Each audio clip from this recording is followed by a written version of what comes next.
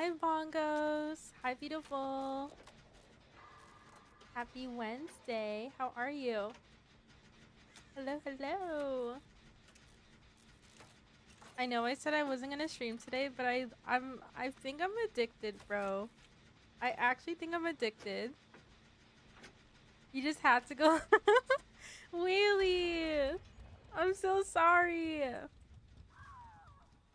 Hey, at least you're going to bed at like a pretty chill time. I know you said the other day that you like kind of fucked up your sleep schedule, right? It's okay if you fall asleep. Don't even worry about it. I'm glad you're here, Wheelie. I'm doing okay. I'm like, ugh, I just hate periods, bro. Like, periods can suck it. Genuinely. So I'm just trying to like get through it, you know? Just get through the week. Survive. Hi, Rogue. Hi. Hello, hello, hello. Hi, guys. How was your guys' Wednesday? Did anything interesting happen today? I know it's Thanksgiving tomorrow. For my fellow Americans, happy Thanksgiving. It's not, you guys don't say Merry Thanksgiving, right? It's Happy Thanksgiving. I say Happy Thanksgiving. We still gonna play Repo? I'd love to.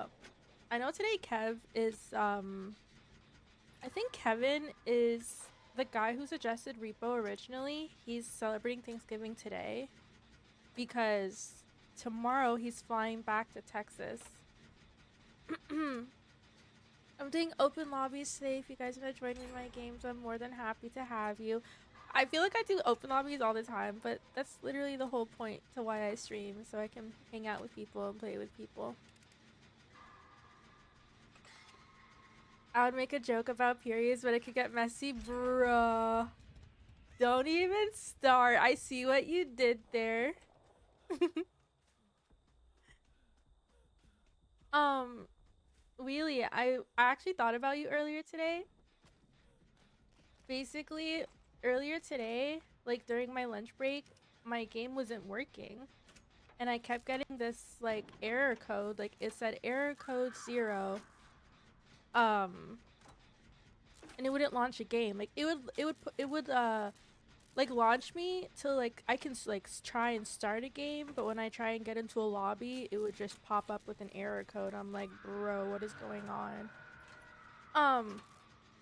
And it was basically I got one error code that was like it would like the game wasn't detecting my anti-cheat, and then I got another error code saying that I was offline on Steam.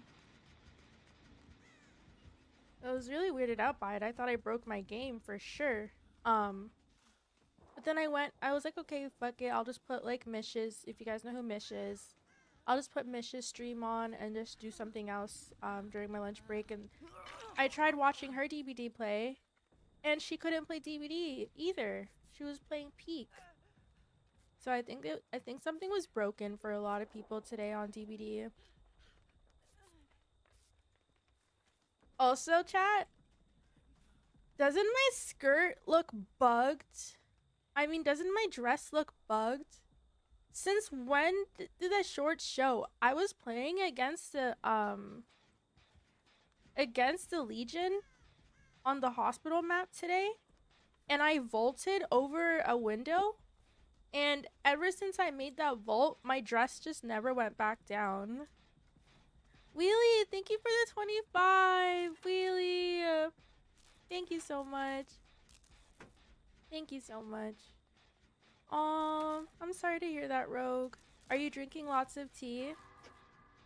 Tea helps. Tea helps a lot. Tea helps me a lot. I got reported like 3 times today. What the fuck?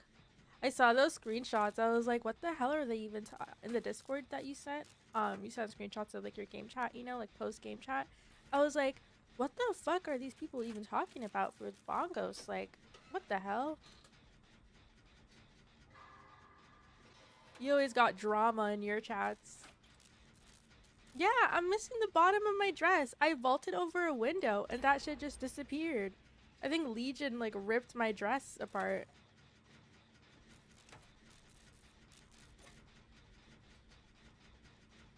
Honey and hot water and lemon, yes. Yes, yes. as a fire combo. Also, I didn't see the video, Bongos. I didn't. Can you tag me in it? Can you like reply to it and tag me in it, pretty please? Another fire combo, like when I'm feeling really sick, like can't even talk because I'm super congested. What I like to do, this sounds really ghetto, but I swear it works. You have to take a really hot shower. This is a method, okay? I'm putting you guys on. You have to take a really hot shower, get ready for bed. Before you go into bed, you take some orange juice and you heat it up on your stovetop. And then once, but not to boiling, of course, just like super warm. And then you put honey in a, like your favorite mug or whatever. And then you put honey at the bottom, you pour the orange juice in. I'm telling you, you go right to bed. You drink that, you go right to bed. You're gonna wake up feeling 10 times better.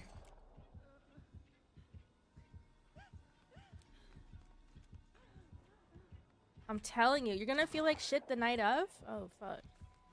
Bro, watch him have NOED, bro.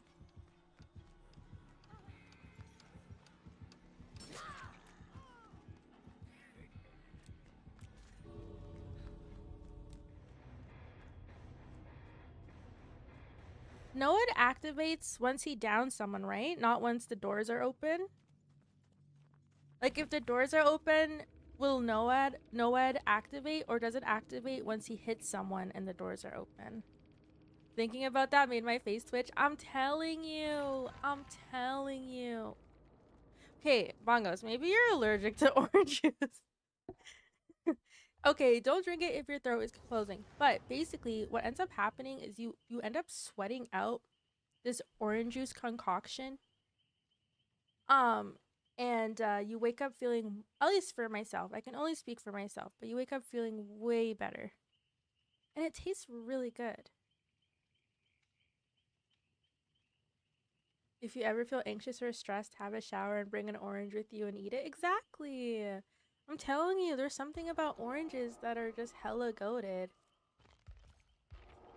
Look at my dress here, chat. Do you see my dress? You see how my dress covers my shorts? You see this? In game, my dress won't go down. It's fucked.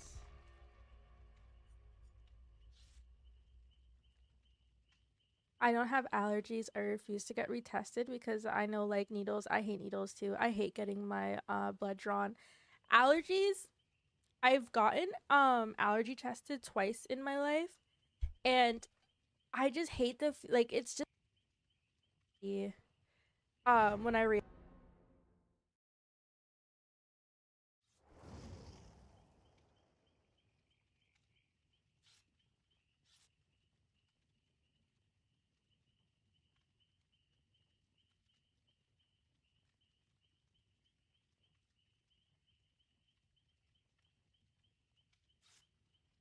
Yeah, I muted myself. Sorry, guys. I was talking about.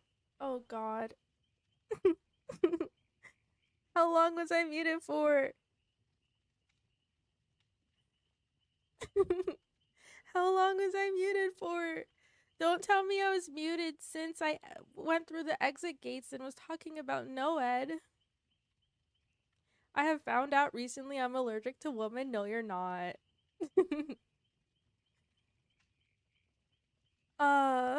How did I even mute my microphone?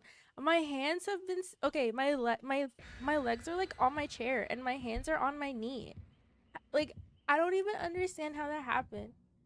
Thank you for catching that. Oh my gosh. You would eat a lemon like an orange. You're a beast. How? Rose, I've been dominating lobbies all day. Let's go. I've been dominating those Xbox lobbies. I see you. Aw, no, Rogue. I wonder if, like, okay, like, Toronto men have this reputation that they're like fuck boys and like they don't take things seriously. I wonder if it's like similar in your area, Rogue. Is it like that where you guys live? Like, does like is there like stereotypes about people in your city or town? Like here, the biggest stereotype with like guys. What is that? Great.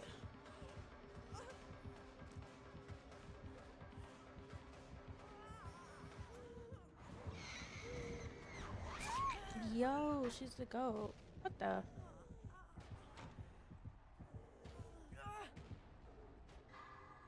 Your mouth is watering at the thought of lemon, girl. Lemons are so sour. How do you eat a lemon like that?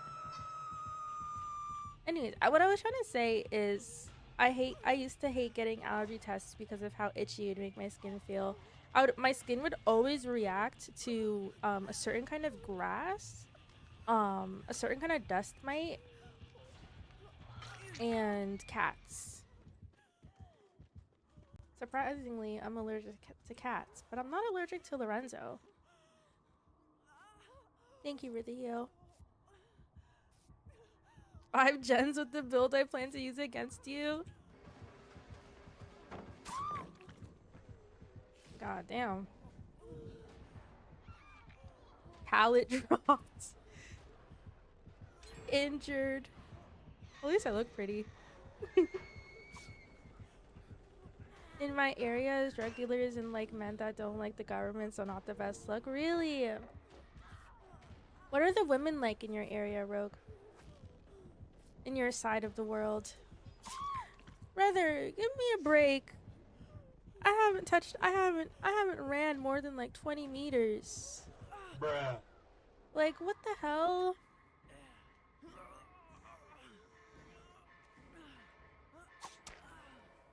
I'm wiggling as fast as I can, but not fast enough.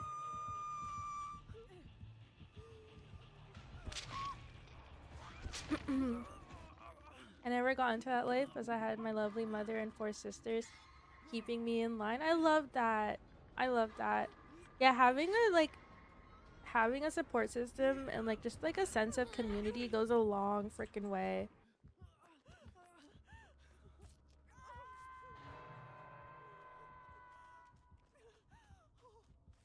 I'm scared.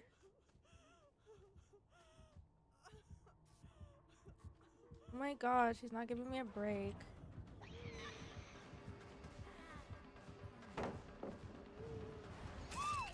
This girl's not giving me a break. Oh.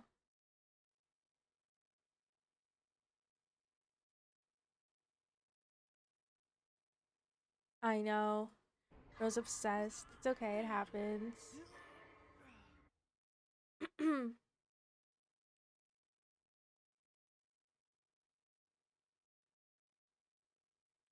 It happens.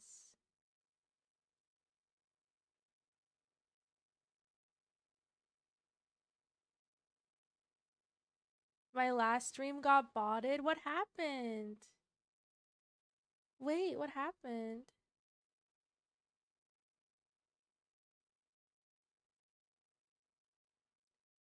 Hi, YouTube chat. I'm just opening up the YouTube stream. I'm so sorry for the delay on that.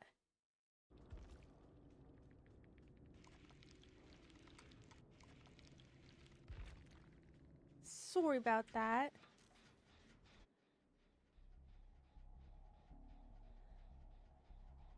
I wouldn't say sex is a big thing or like being a fuckboy or shit, really. I think there's like this, like, with how it is right now, a lot of people are just so detached from having just like a serious relationship. Like, I think that is just lost nowadays, you know what I mean? So people in our generation are just prioritizing sex, and just like having a fun time.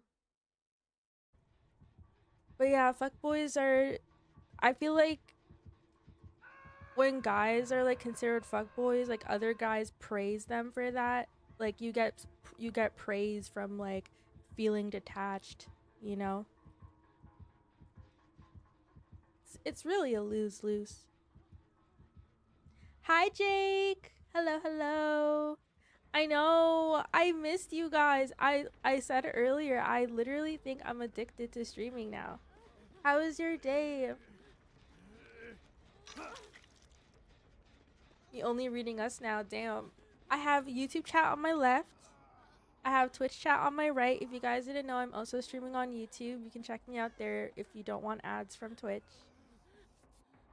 Holy smokes! You kept up with your streak? How? I feel like I haven't seen you in weeks. How did you keep up with it? Wait, what?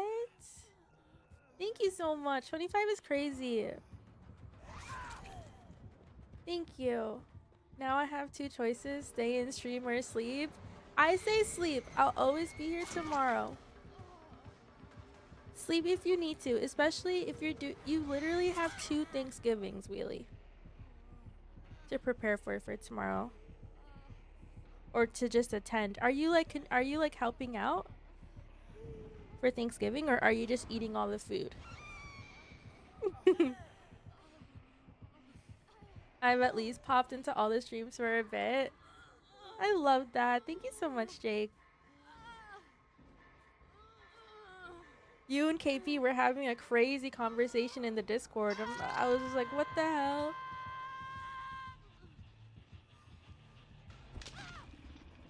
Okay, Wheelie, how about this? You watch stream, and if you end up falling asleep, you end up falling asleep. So be it.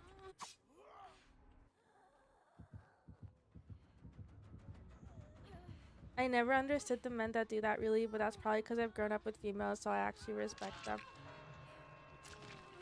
Yeah, I've seen, like, I grew up, just, like, around having guy friends, you know? And, like, I've listened in to, like, how they talk about, or at least at that time, like, how they would talk about women. Now, I'm telling you, it's a different kind of, like, it's just, sometimes they just say stuff that's so unexpected, and it's like, how can you say that about another human being, you know? But not all guys are like that, thankfully. But yeah, I don't know. Like, have you guys know what like locker room talk is? It's some wild stuff. Bro just said I was with the huzz. Bro, I know. I was shooked. I was actually shooked.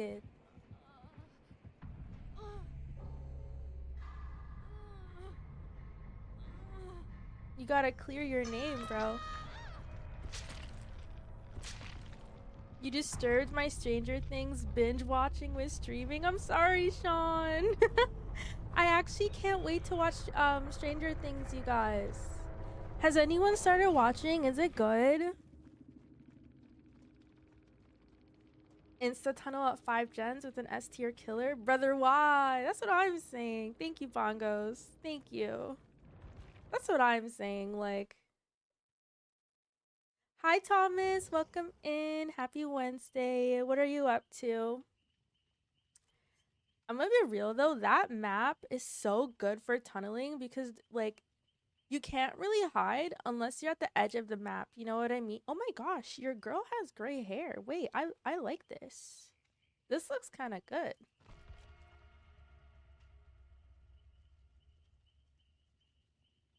Second episode got me tearing up already. Like, damn, wait, for reals?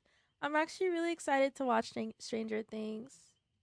Dude just grouped me into that to have some more swag to the story. I know. Trust me, I know. I was actually shocked. Like, I consider, like, in my head, like, Jake and KP are like 2 peas in a pod.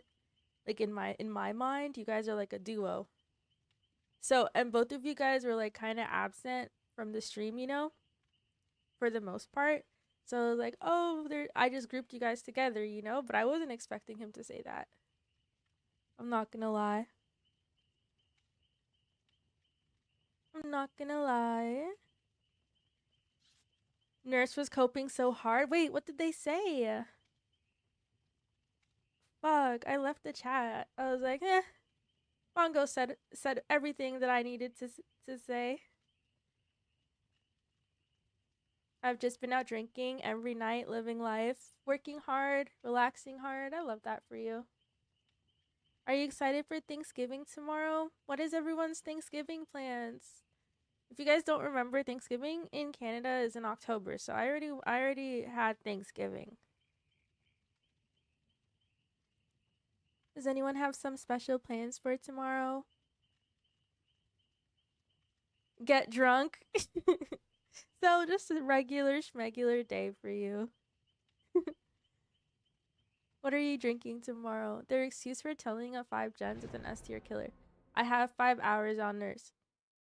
Oh. Right. Bruh. Guys, I got a soundboard. Is my bruh too loud? Bruh.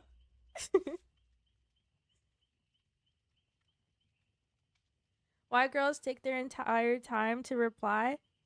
Is the question is the girl you're talking to taking a long time to reply to you? It could be many things. Um, like if I'm taking a while to reply to someone, I could genuinely be busy. Like I could see your message but be in the middle of something. Like I could be in a flow state. I could forget to respond. That's another thing. I might not want to seem another thing is like if I'm not responding really quickly, I might not want to seem, especially if it's like a romantic interest, I might not want to seem like super clingy at first, like try and keep it, keep it slow, keep it chill, so I might not respond really fast. Um but for the most part, if I like delay on responding to someone, I'm literally just doing something. Or I'm not in the headspace to like sit down and like text and like have a conversation with someone. If you want to talk to someone and you actually want to have a good conversation, you should just call them and talk to them on the phone. Because in my opinion, texting chat isn't real. Like you're not having a real conversation over texting. You can only say so much, but if you can call them, it completely changes the game. You can hear their voice. And this is specifically for romantic interests. Like you can hear their voice. If you can FaceTime, that's even better, but we won't go too far. You know. Texting feels real and like it feels like you're spending time with this person, in a way, but it's really not. So don't focus on texting too much if you're interested in her. Focus on calling. And you just have to test the waters and see if she's like open to just talking on the phone. And if you don't know what to talk about, you better prepare something to talk about. You better prepare something to talk about.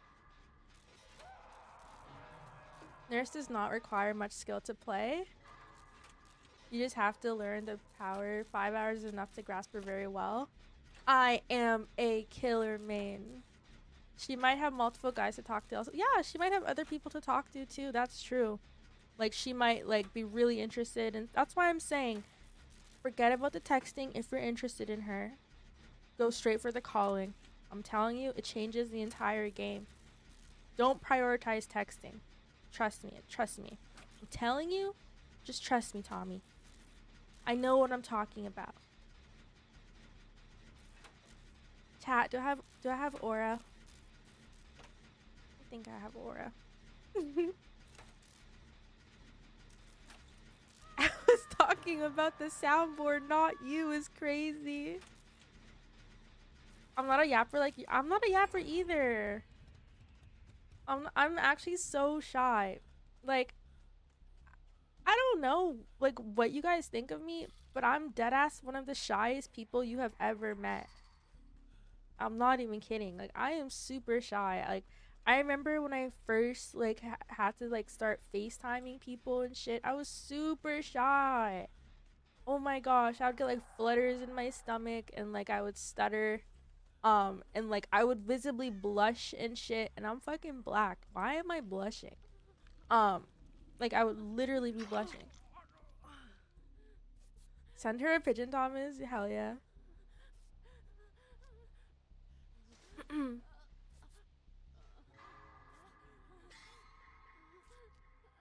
Did you, Thomas, did you end up buying those tickets? I don't feel, I am a shy person, especially if it's for like a romantic interest. I'm extremely shy. That's really surprising. Like, it's surprising how people can like, it's interesting how people perceive you, you know?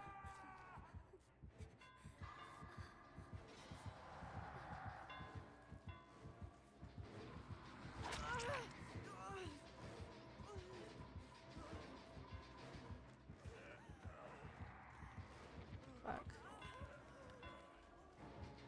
Oh, I'm so down here. Never mind.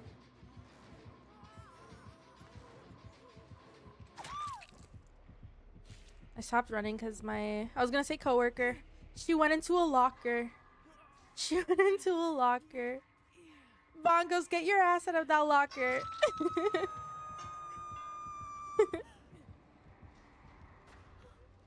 Oh, you guys are going to a Vietnamese restaurant? You're getting some pho?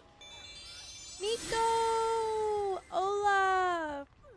¿Cómo estás? Wow, thank you for the 10 stream streak. Thank you so much. You guys are so sweet. Thank you so much for being here. How are you? Did you have work today? But yeah, I'm hella shy, you guys. Can't make this shit up. I delayed him as much as I could.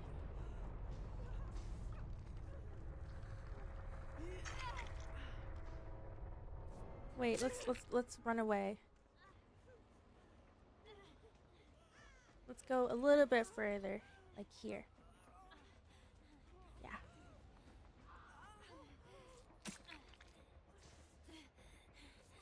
Damn, we're at 4 gens.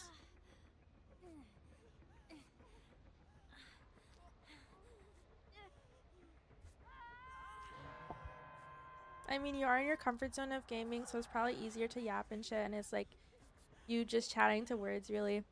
You know what's interesting? Ever since I started like gaming with you guys in the VC. Why is he going into Shack? Did the killer just choose to ignore us? Ever since I like gamed with you in VC, we had those drunk games, if you guys remember, and we were just all chilling in VC. You guys don't feel like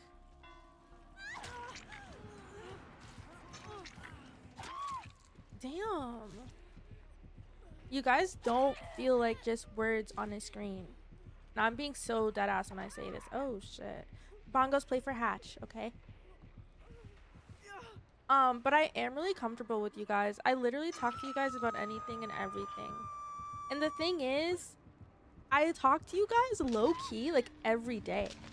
Like if I don't talk to you guys on stream, like through chat, I'm talking to you guys in the Discord, I'm talking to you guys in game. I talk to you guys every single day. So after a while, we're like all used to each other, you know what I mean? It's completely different. If you have done this stream later, you would have destroyed my stream streak. No, no, no. Well, I'm glad I'm live now. I'm glad I'm live now so you could catch it. Also, guys, if you ever do like lose your stream streak, you can the hack is you can watch my VOD for I think it's like 10 minutes. Like if you watch the VOD for 10 minutes or 5 minutes, I don't remember, it'll save your streak. I don't think the same applies to clips. Like it has to be a VOD. Oh no! Oh yeah, you're playing for Hatch. I forgot. I forgot.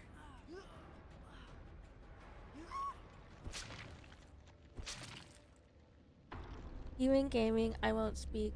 I do not like how I sound, so I don't let others hear me. We've discovered as a community that no one likes how they sound.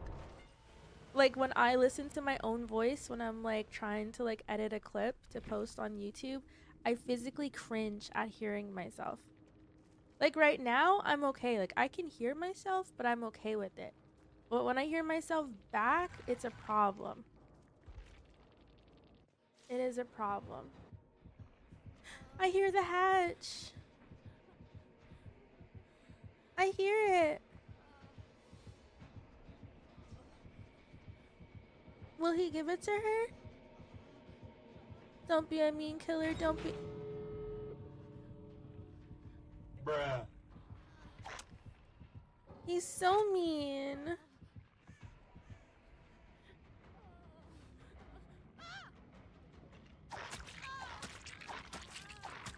Boo. Boo Wraith, you guys. Boo Wraith in the chat. So mean. Boo. You're doing an amazing job, Rose. Thank you. That's so sweet, Thomas. We're doing open lobbies, by the way, today. So if anyone would like to join the lobbies, you're more than welcome to. The more the merrier. We have 2 more spots open. We will win. I mean, like, damn. I feel like our first 2 games have been going by really quickly. It's okay. You know what they say about shy women. What do they say about shy women, Sean? What do they say about shy women? So we have a soundboard. Okay. You guys want to listen to my sounds? We got the bruh. Bruh. What are we thinking? We have, okay. Do you guys think this is cringe? I have a clapping sound bit, but it's a soft clap. It's like a soft clap / cheer. Listen.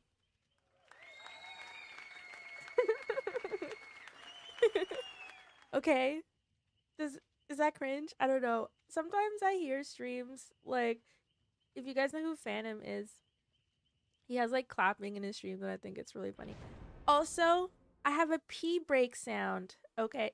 Tell me if you guys know where this is from. If you guys know where this sound is from.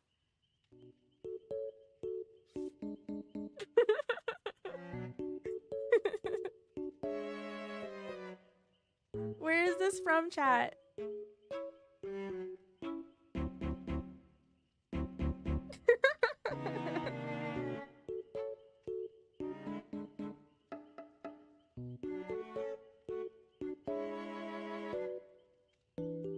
Oh, it's so peaceful. Dun, dun, dun. It's Wii. It's from Wii. Well, at least I think it's from Wii. So, whenever I go on pee break, that will be playing. And if anyone comes in chat and doesn't know what's going on, if you hear that music, that means I'm in the bathroom, okay? This is hidden stream lore. If you don't know, now you know. Exactly. And then I also have this one. I love this one. But that's all I have right now. If you guys have any soundboard suggestions for me, you can always let me know.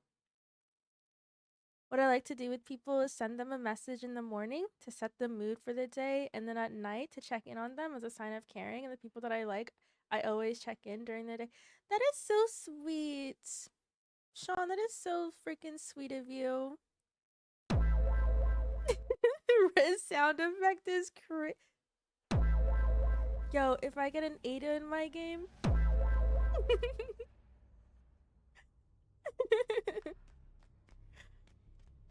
No, when I heard that sound effect, I was like, I need to have it right now.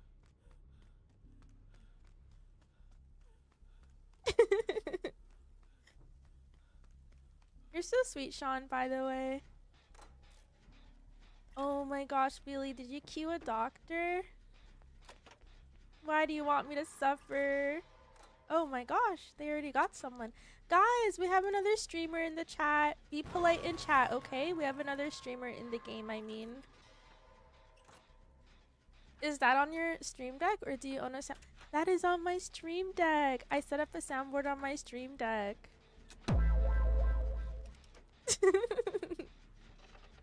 I'm gonna start spamming that sound. I love it. Whenever I go against Doctor, I get a headache. Why do we want me to go against Doctor? Oh my god, an Ada? Hey, it's better for me to put this stream deck to use, right? Hi.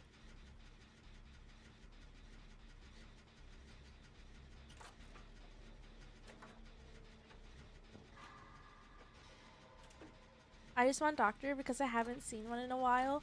That's a good thing. That's a great thing. Hey.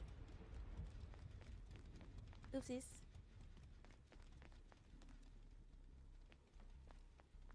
When I learn how to moonwalk, it's over for you guys. It does, like, it doesn't, I don't run in the same direction as you guys. It's Chucky.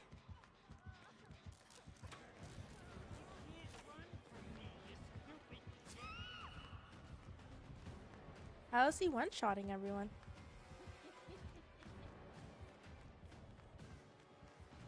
Bongos, I think you pick up. I think you pick up. She's chasing me. Oh, fuck.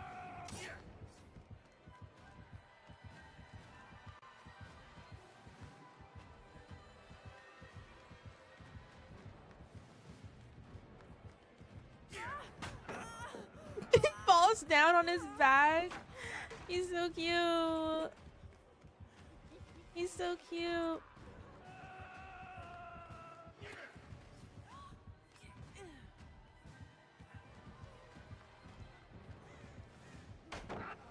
Nice. Okay, good. Really good. He's still chasing me though.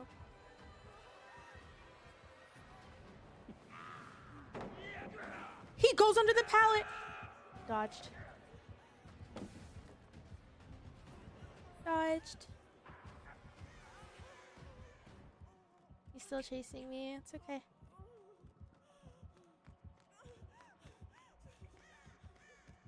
We're going downstairs. Nice. Hi, JJ. Dodged.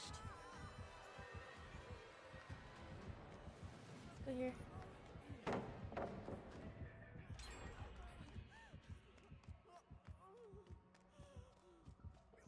You know what? Let's stay here. I hate this room, but it's okay. Let's go. JJ, how are you? Oopsies.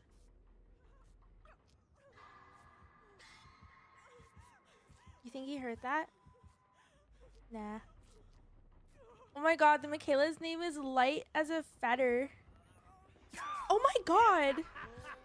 What the fuck? Chat, is Chucky watching this stream? Let's be honest. Is he watching?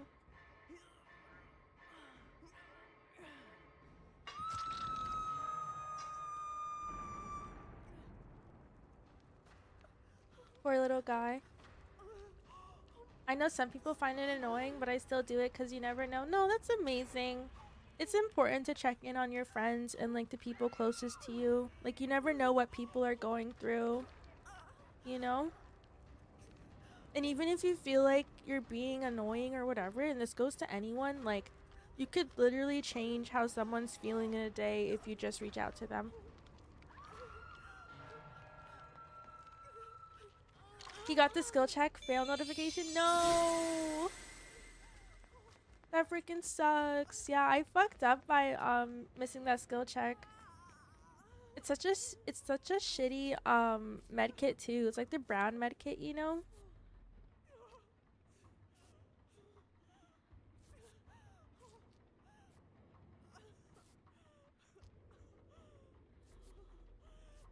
Why that feel targeted at me? What you talking about, Willis? What you talking about? No, we're not talking about you, silly. Rogue is like really good at like reaching out to people and like checking in on them. I just like having people like being that kind of person in someone's life can literally change how they're feeling, you know? People can be going through the shittiest of days or like seasons. Okay, Pongos is getting chased.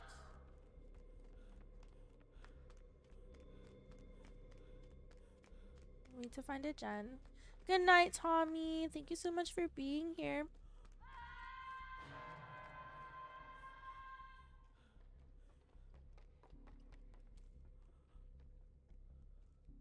I have C. I love that for you.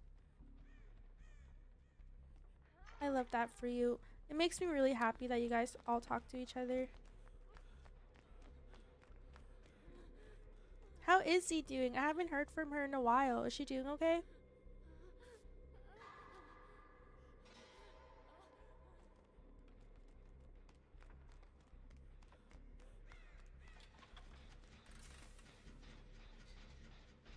Okay, we all have one hook.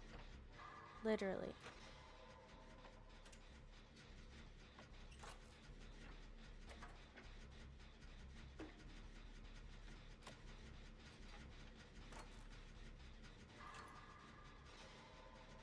There's a totem somewhere.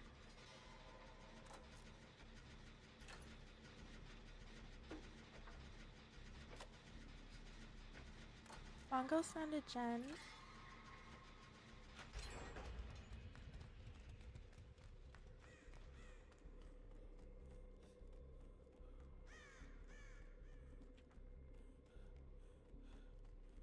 I think she's upstairs. Yeah.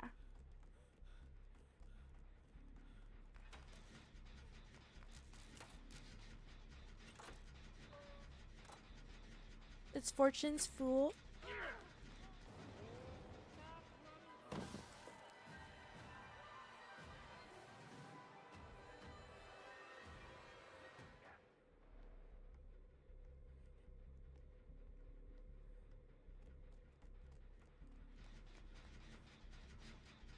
I think Michaela found it.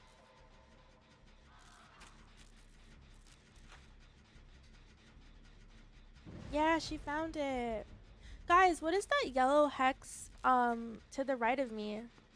What is that? What does that mean? Do we know? I'm only used to the red ones.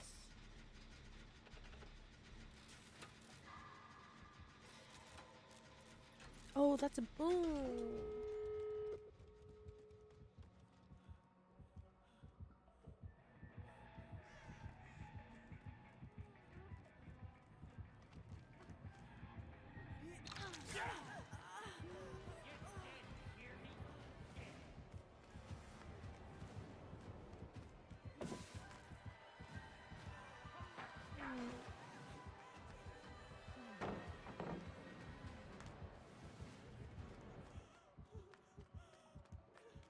We still have this palette.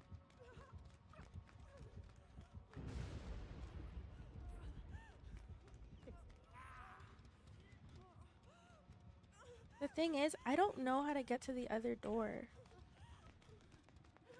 Okay, we're gonna heal.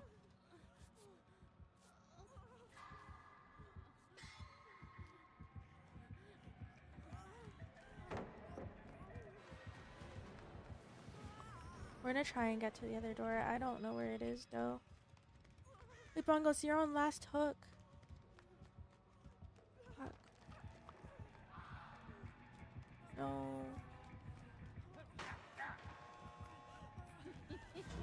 Michaela, Michaela, Michaela.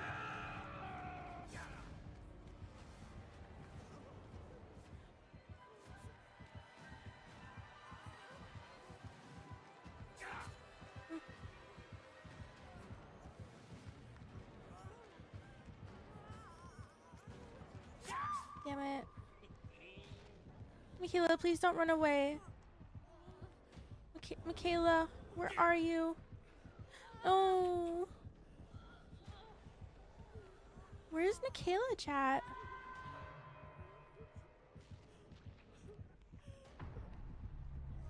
Where's Michaela? Oh, she's at the other door. No.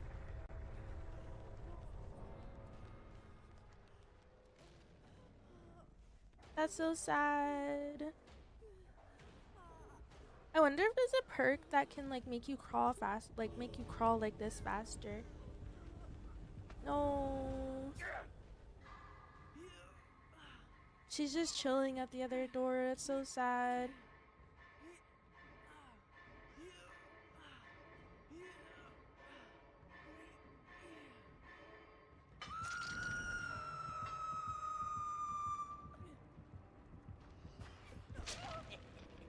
You really wanted to open that gate? Yeah, it happens. It happens. I shouldn't have left you.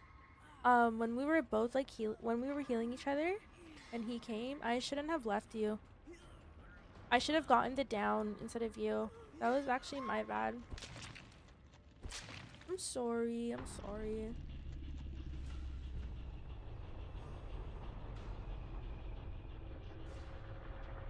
I kind of wish Michaela was closer to us. Yeah, this our third warm up match. Nothing too crazy. Nothing too crazy.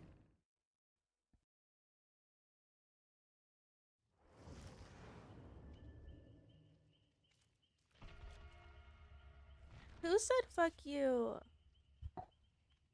I'm so glad that you guys are here because you guys know what's like going on with like the perks and not the perks, but like the perks too. But like I more meant like the totems and stuff.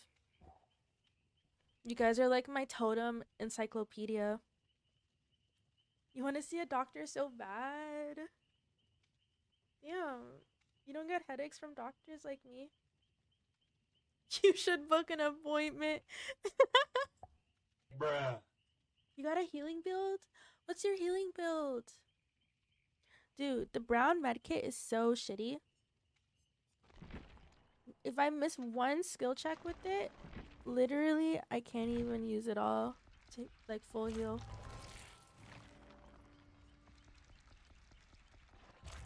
Autodidact.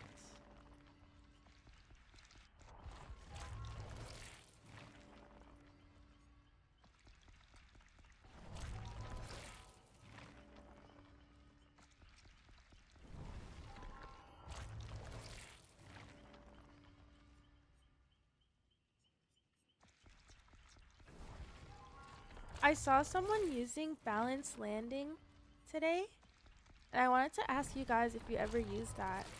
Basically, like I saw someone using balanced landing. They went on like stairs on a map, like just a few steps, and jumped off of the stairs, and they got like a haste boost.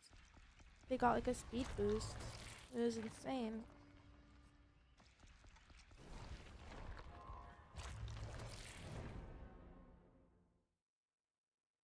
Hi, Kev. Welcome. Present required. Ooh, what did you get? What did you end up getting for the lucky lady? The lucky lady.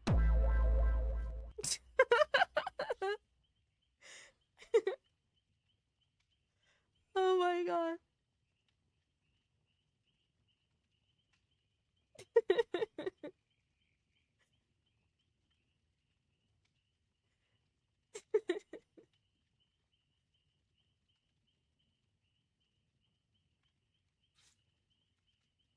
I prefer to use light over balanced landing. Really?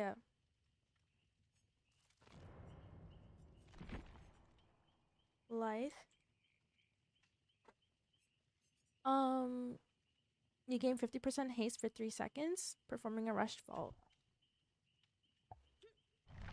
Oops. What did you end up getting the lucky lady? I want to know. I'm nosy, chat. I'm so nosy. You guys know that I want to know all of your business, right? I can't help it. I can't help it. And I'm a person does not expect a reply from anyone. That's so sweet.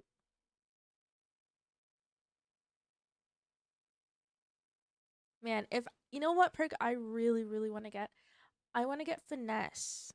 Can you guys remind me who owns finesse?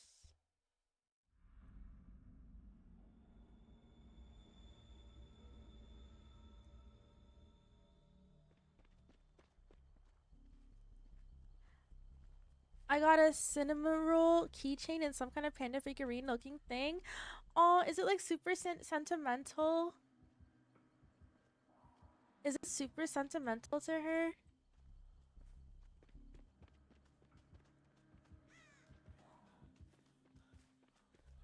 I wonder who the killer is.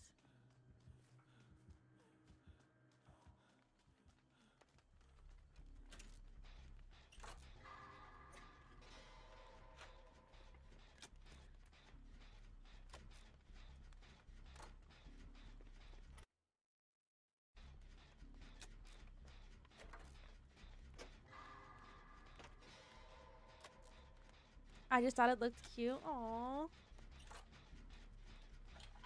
You should take a picture of it. Is it like, if it's like wrapped up, then don't do that. But if it's not wrapped up, you should take a picture of it and share in the Discord.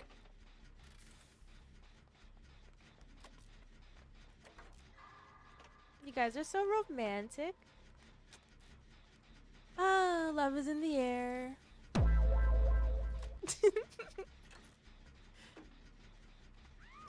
Oh.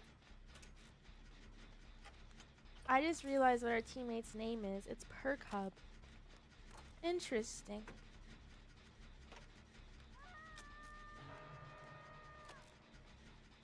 I know I keep telling you guys that I'm not streaming, and then I end up streaming in the nighttime. I'm sending chat mixed messages.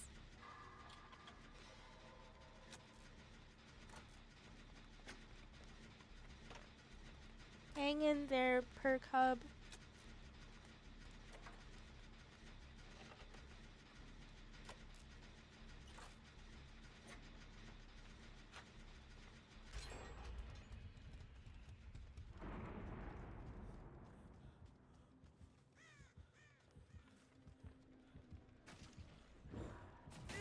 Oh god, it's the singularity chat.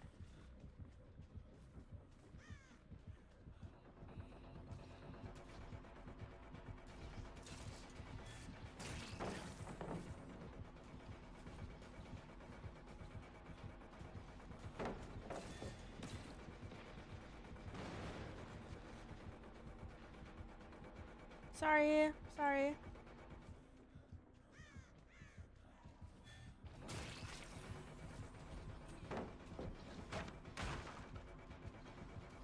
We're gonna run to the other pallet.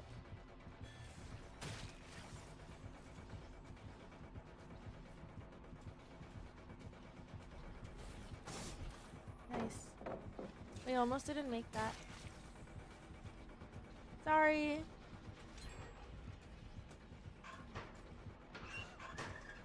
What the fuck? It's bugged! Hello? What the fuck? What the fuck? Chat, someone clip that.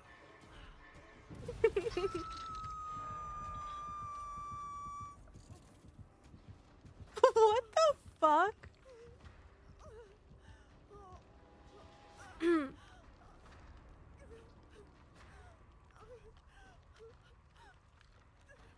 Bro, I tried. Did you keep spamming spacebar? Maybe. Oh my god, we have someone who can reset the pallets. Do you know how many pallets I dropped? Let's fucking go.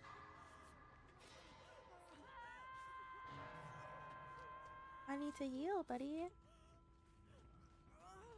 Oh, thank you. I might have kept dropping, kept hitting. Yo, there are so many pallets dropped in the middle of. Oh my god, here we go again.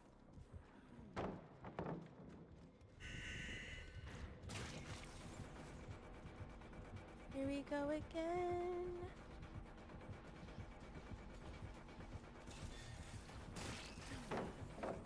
Better reset those pallets because I'm dropping them. Okay. You ate with that one. She's resetting it right now.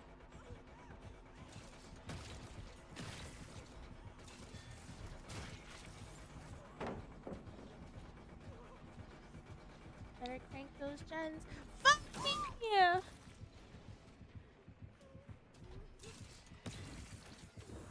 You're saving that clip? Chill! Chill! I am getting read like a book. I might have pulled the same move twice in a row. Why is your screen blue? Someone has a boon totem up, so they blessed a totem. And I think it's a healing totem, so it helps if you're like within the vicinity of the blue fog. Within the totem, you can heal faster. Circle of healing, yes. Yes, yes, yes. Where's my chapstick at?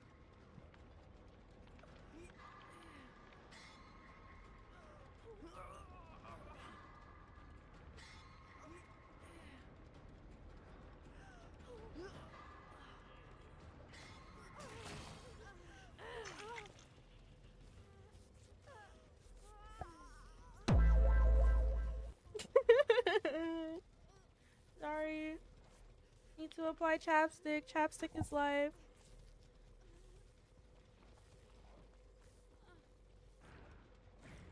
Yeah, I need to be way more careful now since I'm on Death Hook. Fuck.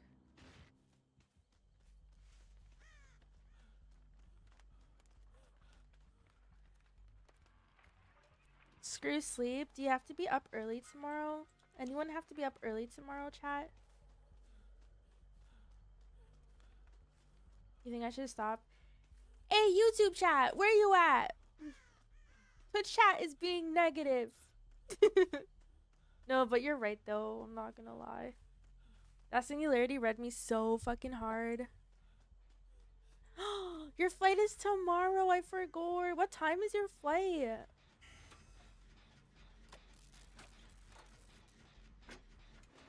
Ooh, that's pretty. Never seen that before.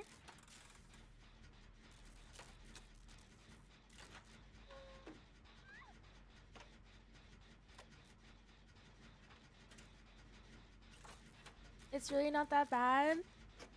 Okay, yeah, waking up at 9 a.m. is not bad at all. I feel like I can get very little sleep before having to catch a flight the next day. It's like I have so much adrenaline the day of the flight. Like I want to make sure that I get there like on time and everything. So I end up getting really little sleep the night before a flight.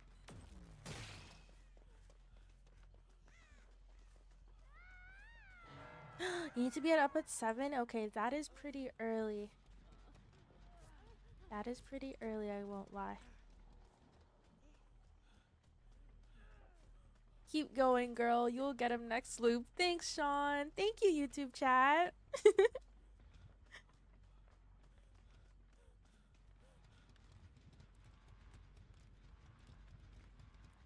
Hey, at least my dress isn't bugged anymore. You'll go to sleep when the stream ends. I won't stream for too long tonight. I have a couple people that are gonna be like away from work tomorrow and on Friday. So I gotta be locked in tomorrow. You're stuck with me? Oh. Yeah, I think I'm gonna go do the pickup. Or maybe I work on that gen. Yeah, I go to that gen. Nope. Nope.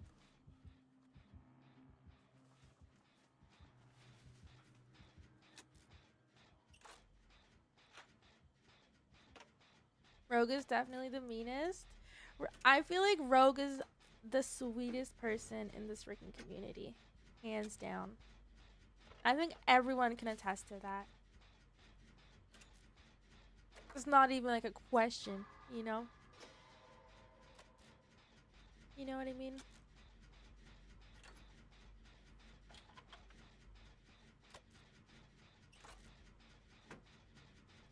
You guys don't understand like how encouraging Rogue is. Like Rogue will message me sometimes just being like the most sweetest human, and I'm just like, bro. Like I'm telling you, I've never met someone, especially online, like as sweet and kind as Rogue is. He is the best. Genuinely, like I genuinely say that.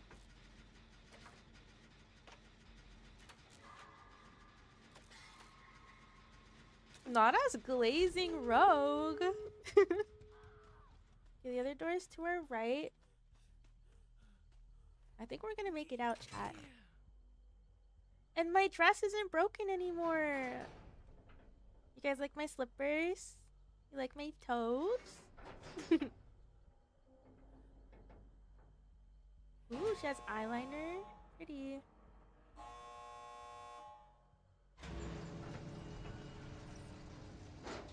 Hey.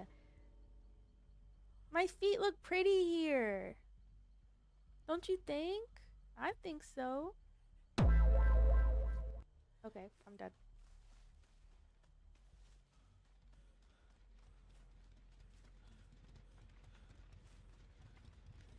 Hey, chat. Where is everyone? Oh.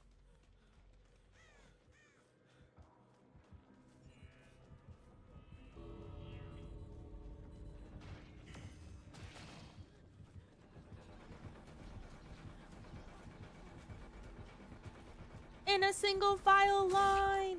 What?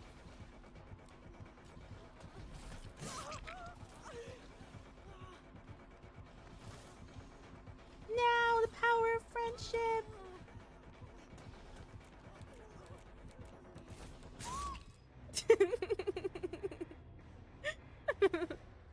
Run, V! Run! Did you really just get... Yes, I did. I did. I also have a clapping one.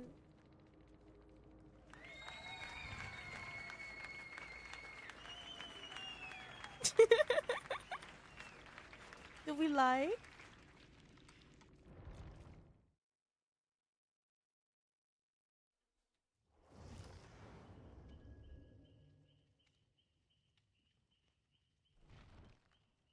That rogue guy seems like a great guy. Yes, yes he is.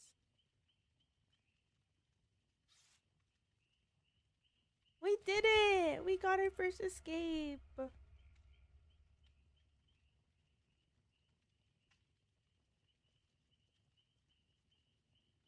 V said I love you too. Aww. Nothing beats a Jet 2 holiday. 50 pounds per person. Rose, when she sees somebody, shares the teeniest hint of a love life.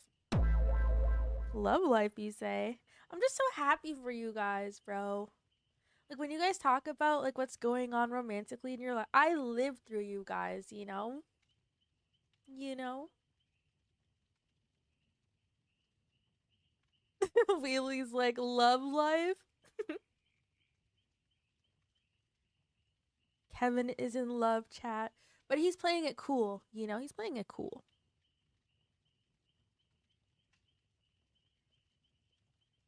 Kevin, be honest, did you catch feelings? Have you caught the feelings? It's okay, you can tell us. This is a safe space. Oh my gosh! I'm so happy for you. Okay, what is 2 things that you really like about her? What are 2 things that really stand out about her that you really like? I'm curious. I'm so curious. I'm so nosy, chat. Is anyone else nosy like this, or is it just me? Damn.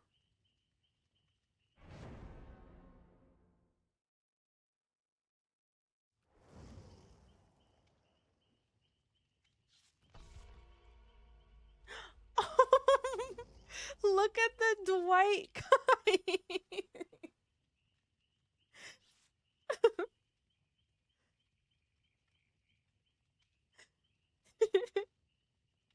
Look at the Dwight. He looks adorable. Can I smell you? He looks so adorable. I don't know if it's a coincidence, but the people I ask out myself are all white girls. Is that like your type? Like white girls are your type? Then the girls that ask me out are Asians? What? Wait, so you've never approached like an Asian girl? You've only like approached white girls? That's so interesting. Gotta be you? I'm not this nosy in my brother's relationships? Really? Oh my gosh. I'm not nosy in my sister's love life, but that's only because I live so far away from her. And I don't want to be weird and like text her and ask her, "Hey, what's your love life like?" You know what I mean? I don't want to be that kind of sister. I feel like low key I cringe my sister out all the time because I'm just hella goofy, you know? I feel like my sister has always wanted like a super cool sister. But I'm not that person. I'm hella goofy.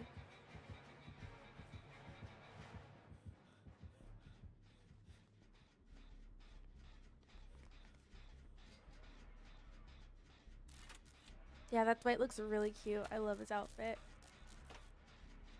Oh man, if I had the Claudette Christmas hat and Christmas sweater, oh my gosh, that'd be so cute, guys. Imagine a couple playing DBD one has a Dwight Christmas outfit and the other has the Claude Christmas outfit. That would be so freaking cute.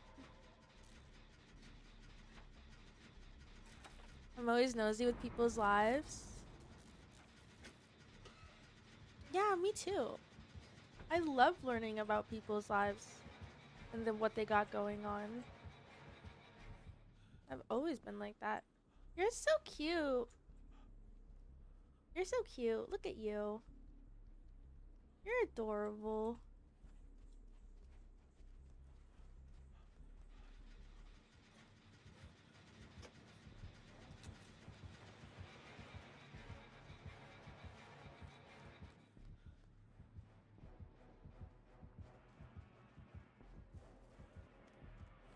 Damn, we need to finish that, Jen.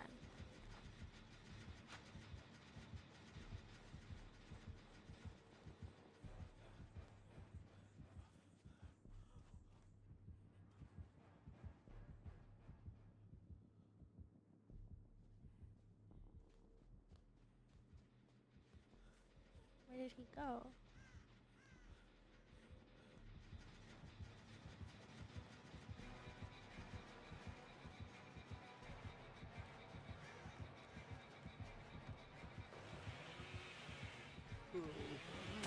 Damn it.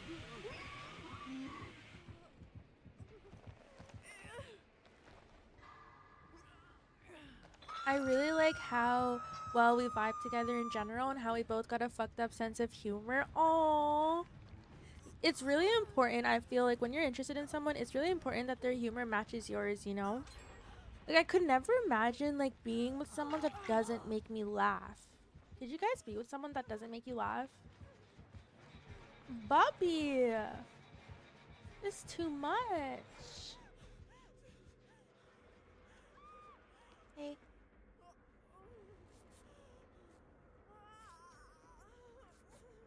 That's the best type of older sister. We have 4 older sisters, so god, or 4 sisters. Thank you.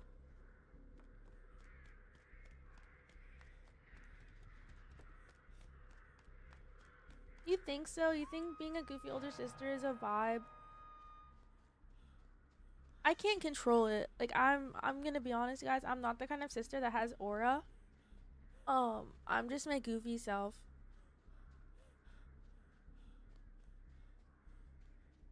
I can't help it. I'm gonna be honest. The Jen here.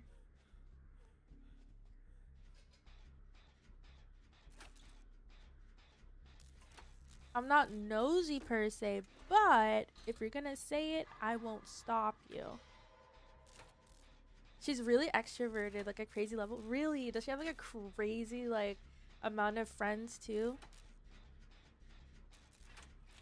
I know people who have like huge ass friend groups and I'm just like, how? How do you do it?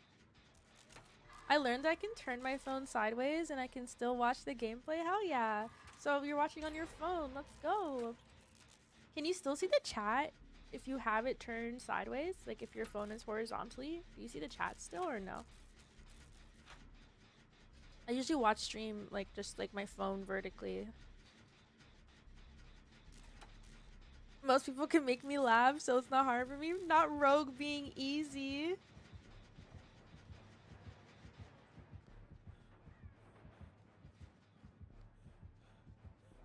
Bubby, what happened to chasing Dwight? Bubs. Bubs, chill.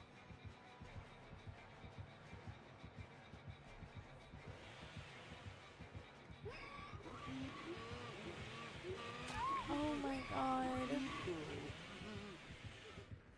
He's like, fuck Dwight. I want Jane.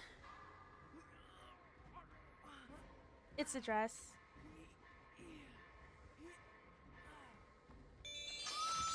W blind box. Damn! Exclamation mark collection to see how many blind boxes you need to complete this set. It's okay, chat. Last game we had 2 hooks and we still made it out alive. So there is a world.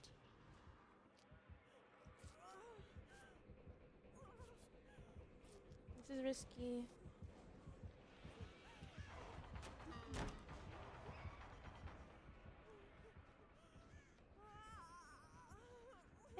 Where's my med kit? I'm gonna hide.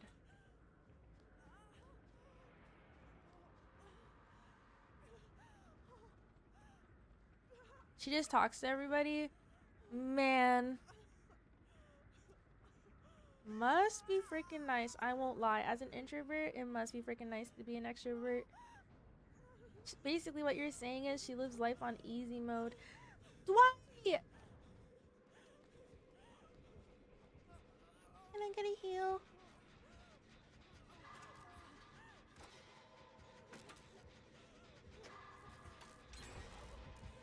Dwight? Thank you.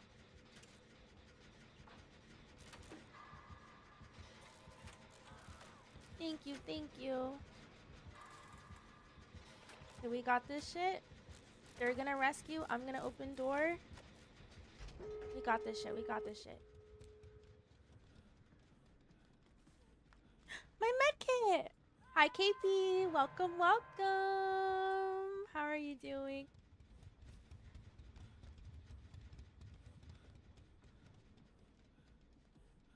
Not the gifts making you laugh. No, I have to be with someone that like matches my humor. I can't imagine myself talking to a guy and they can't make me laugh. And it can't be forced either, you know? It just has to happen. Like there has to be chemistry. Like that's so important. So freaking important. Do I open it?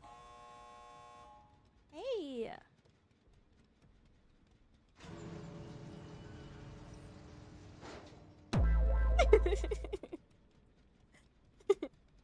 I'm glad you're doing good. Long time no hear. Where have you been? Did you go on vacation or something?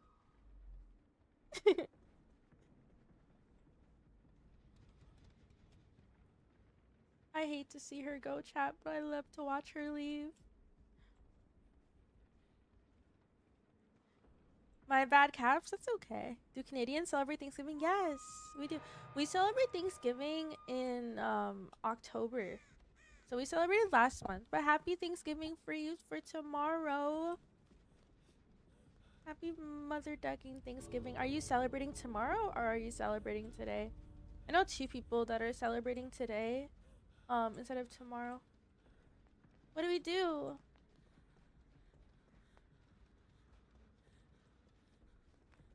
What? What do we do? Is he just gonna one-shot us?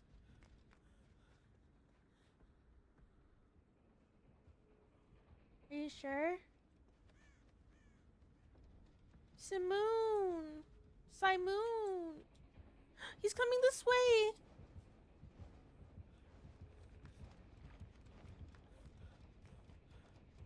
I'm a risk taker.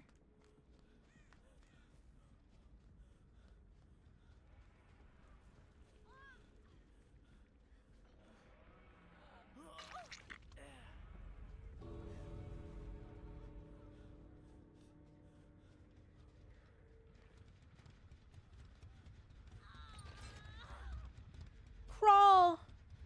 You're going to your auntie's tomorrow? You're getting drunk? Oh shit. You're gonna have a lit time. Hi Vats! Guys, YouTube chat, say hi to Vats. Oh my gosh! Damn, look how the tables have turned.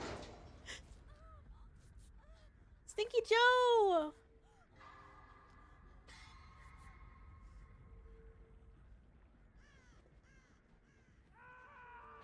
There's not enough time.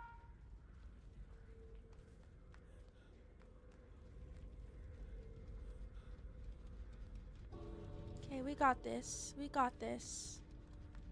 Bats, how are you doing? We're also live on Twitch.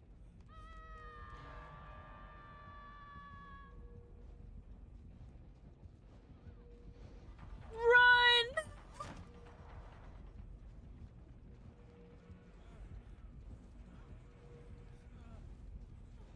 Bubbly! What about Bunkos?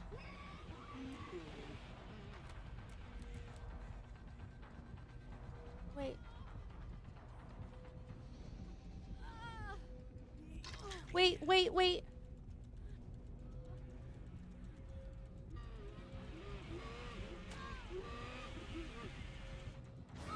No! Bruh. No! It was worth. It was worth. It's okay. It was worth. It was so worth. Oh my god, I felt so bad because the other girl was on hook and I was like, no shot we leave her there. That was insane.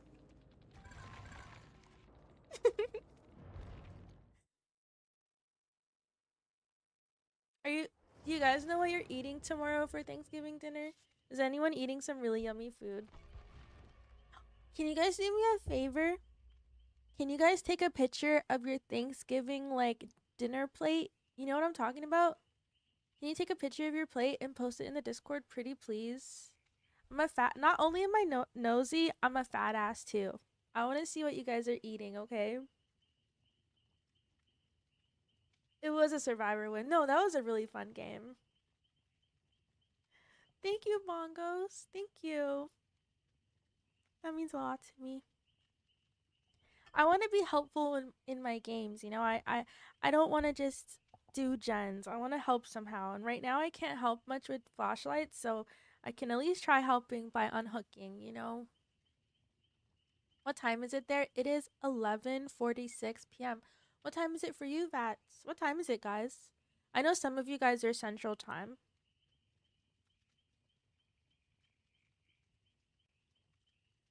You sacrifice yourself for others. Yeah, pretty much. Pretty much. You're an hour behind? Yeah. Yeah.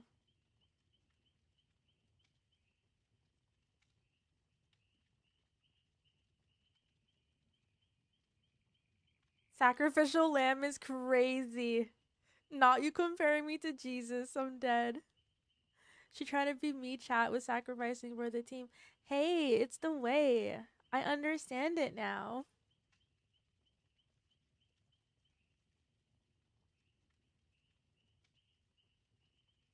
It's gonna be 5 a.m. for me soon. Holy smokes, Sean. Holy smokes. Do you have work tomorrow? Does anyone in chat have work tomorrow? No way, right? Most of you guys are in America, so no one's working.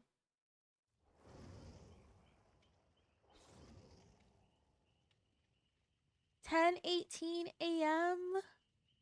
Holy smokes. What have you done so far for your morning, Vats? If you guys didn't know, we're also streaming on YouTube.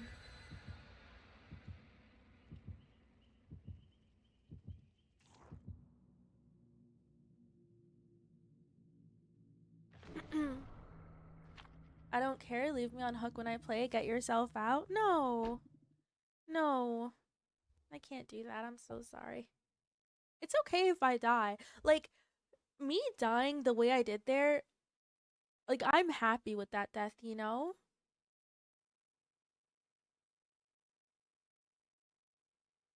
Oh, you're like on sick leave at work. I hope you're feeling better, Rogue. Promise me you'll try the orange juice hack with the honey.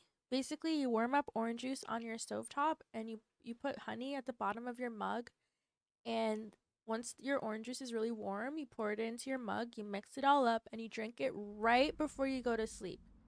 And you'll sweat it all out. You'll sweat out all the sickness. This is for like your common cold and like that kind of stuff, you know? Hey.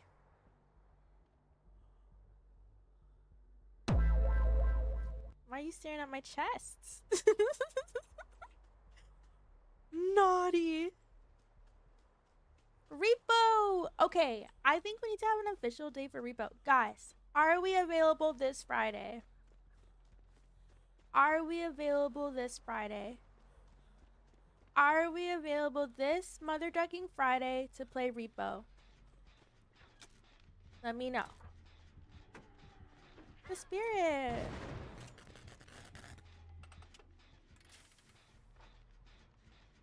I've been available. Okay. Friday it is. Let's go. We'll do Friday. One of my friends works at the hospital. He has a shift tomorrow. Not on Thanksgiving. Well, hey, at least I'm glad he's there for people. I'm sure people still have to visit the hospital on Thanksgiving. I wonder if he has any like horror hospital stories that he shares with you guys.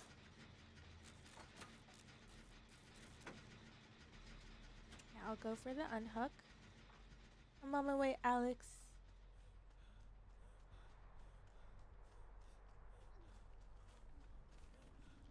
Hello.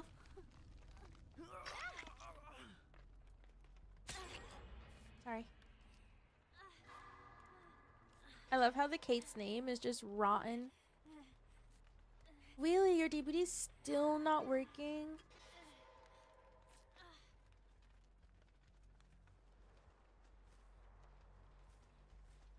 Damn. I think you need to report it to behavior if it's still not working, you know?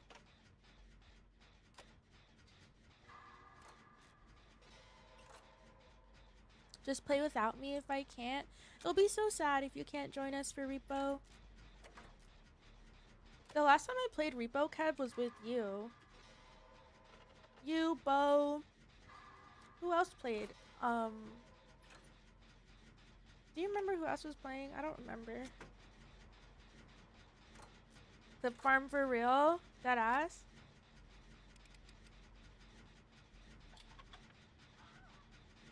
Yeah, Ray. Yeah. Yeah. I remember now. You played the tutorial, Rogue? It's very fun. Repo is very fun. You'll enjoy it. You'll enjoy it very much. And Wheelie has Repo too, so Wheelie can join us as well. Let's go. Let's go. I'm gonna pop this gen and go unhook bongos.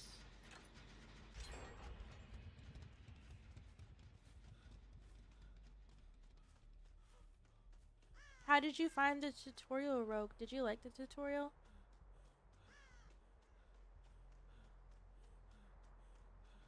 Bro whiffed? Really? Damn. Maybe they're new.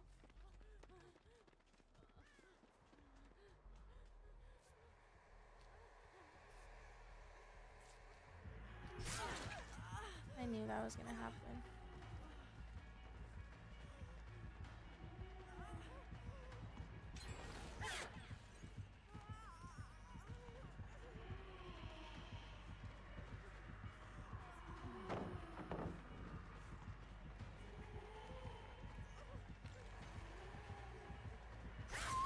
Damn it.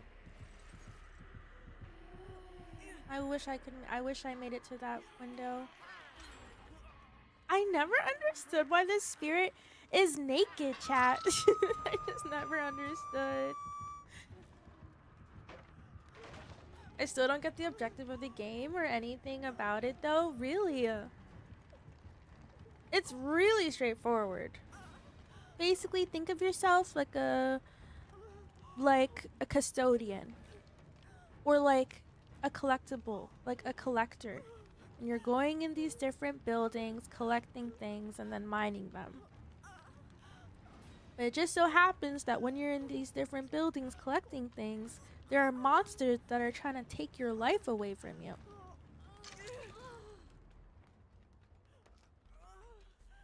It's pretty fun, I won't lie. It's pretty fun.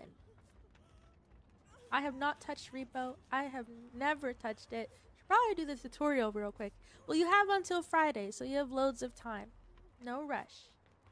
No rush at all. Yeah, you need to meet a quota. Thank you. The bigger the item that you collect, the more moolah you get. And once you've collected items and mined them, you can buy things to help you for your next mission.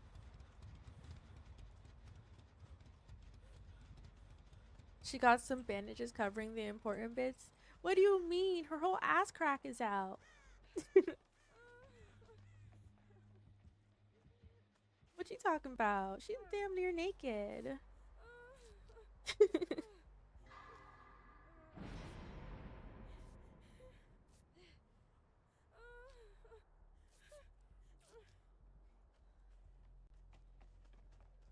Okay, let's finish this gen and let's get out of here, chat.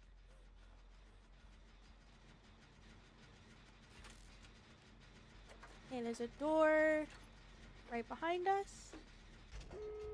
And probably, yeah, a door to our right.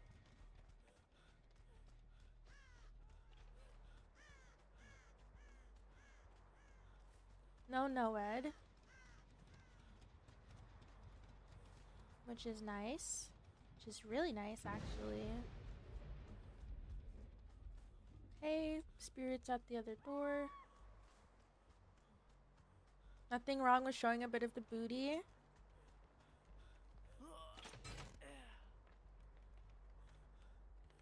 She had Noed. You got that shit instantly. You cleansed it.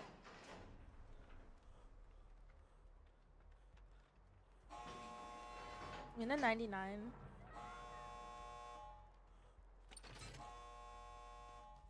Oh shit. Okay, we're not 99. We're opening the door. Okay, we gotta go get Alex.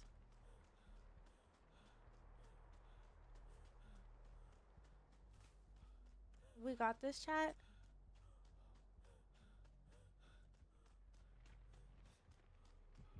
Run, V.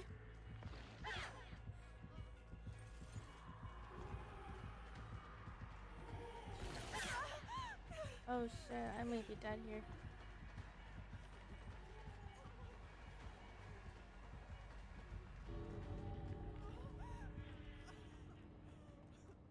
We'll go to the other door. Bongos! Okay, we're gonna go rescue Bongos after we heal.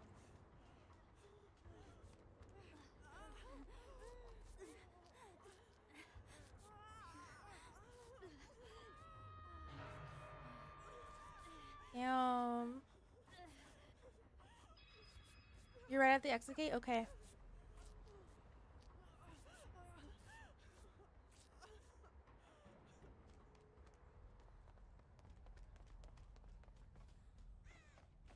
We got this, we got this. We're just gonna find her.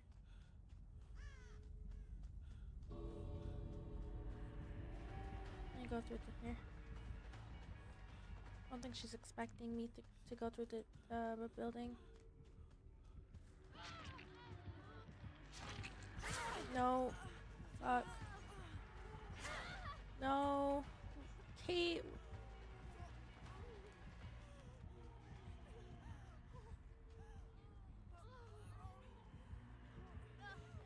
Kate. Kate now. Kate. Kate. Did she pick you? Let's go. She picked. Like Kate. Any second. Any second, Kate Denson. Let's go. Let's go. Here they go. I was like terrified if Kate didn't go for you. I kind of went in too early. Low key, I went in to like unhook you a little too early. Not another escape. Wait a minute. We won't play too much today, chat. We'll play just a little because it's already super late. Yeah, I didn't work with my team. Exactly. I got that vibe. Like, I got that sense as well. Like, I went too early. Gotta slow it down. Dude, I didn't even know she had Noed. Like, did it pop up on your on your screen? Did you like luck out and the totem was like right next to you, or were you looking for it ASAP once that gem popped? Also, Rose, the reason the spirit looks the way she does is because she was murdered by her father. Wait, what? Wait, what's the spirit? What's the spirit lore, chat?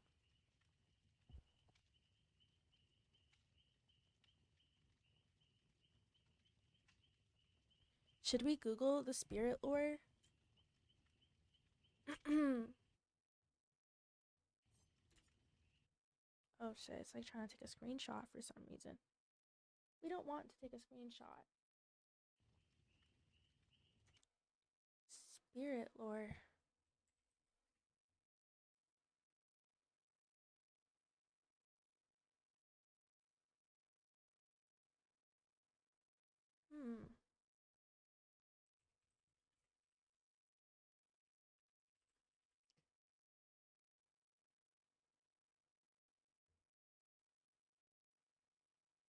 What is the spirit lore? Hold on.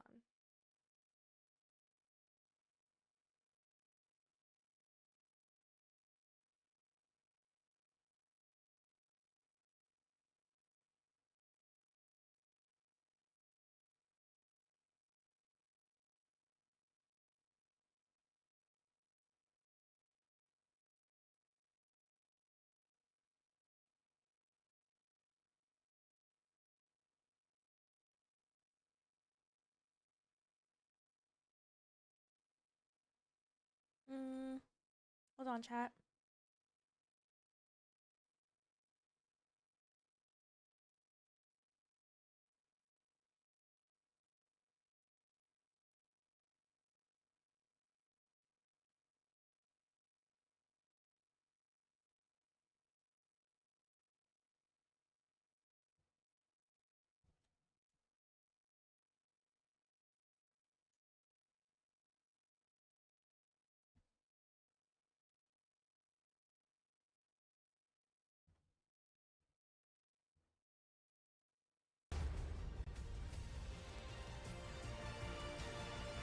This is the story of the spirit. Rin Yamaoka was the only child of the infamous Yamaoka family. She studied at a private school in Takamatsu, which is a capital city located in Kagawa Prefecture, Japan. And no, I definitely did not Google that. Private school, as you may well know, is not cheap, and Rin's family struggled to keep up with the hefty fees associated with attending such a school. And Damn, wait, she has a whole backstory. Wait, chat, we're gonna watch this after this game. She has a whole backstory. Wait a minute.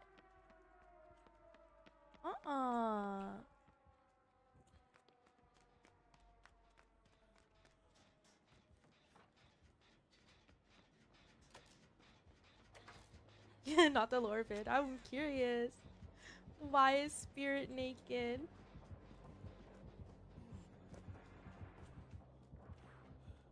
It's Nemesis, yeah.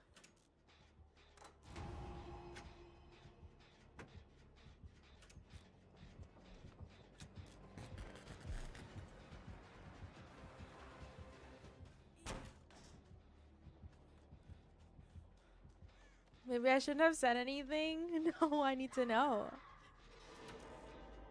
Why? Is it like, is her story super depressing?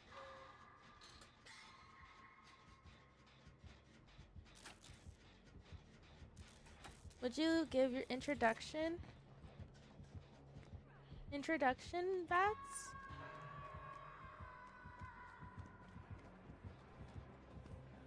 My name is Rose. I go by Betty or Rose. I'm from Canada. I'm 27 years old. I'm young, hip, and fly.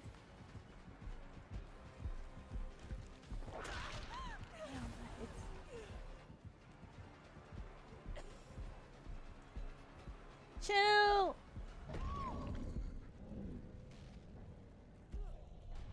I'm not in school. I already graduated.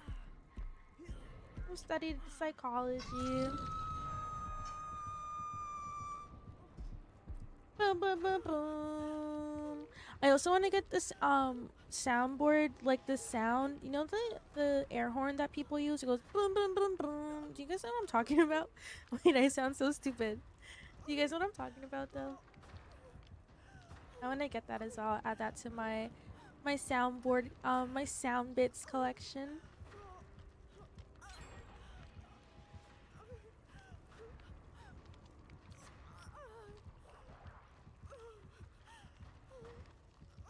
Should we watch the video, chat? Where is it? To make matters worse, her mother would fall ill the same year. Bills started piling up. In order to assist her family in any way she could, Rin picked up a part-time shift at a local restaurant. But this barely moved the needle. Boom, boom, boom, boom. That's what it sounds like. It's like an air horn.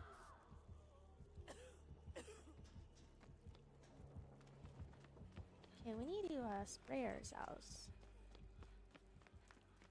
Or inject ourselves. Let's go downstairs.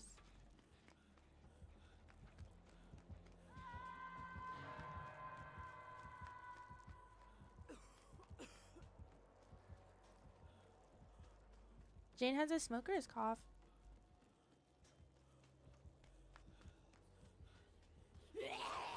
Don't mind me.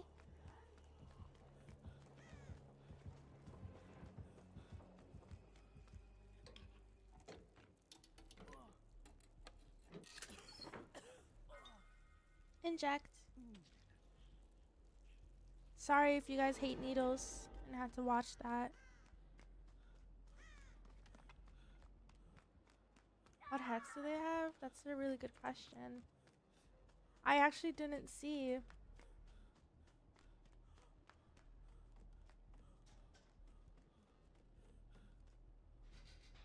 Damn. I low-key want to find it.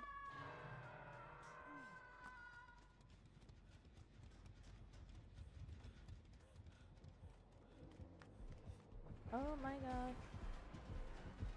Not this room again.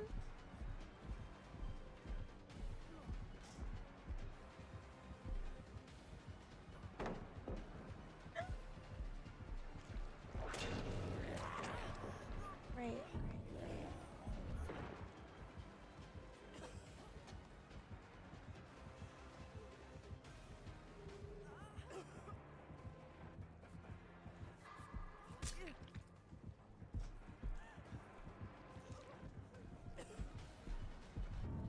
Damn it.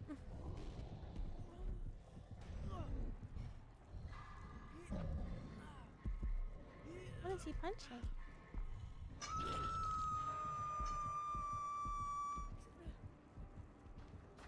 My name is Sean. I'm Irish, currently working as a special needs assistant or classroom assistant, whatever floats your boat.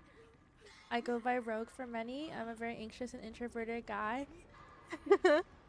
That's such like a succinct summary.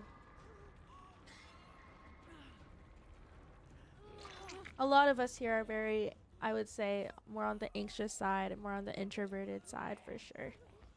I think a lot of us have that in common.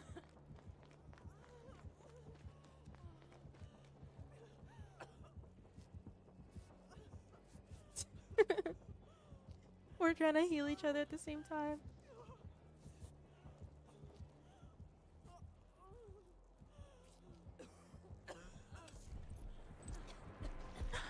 Oh!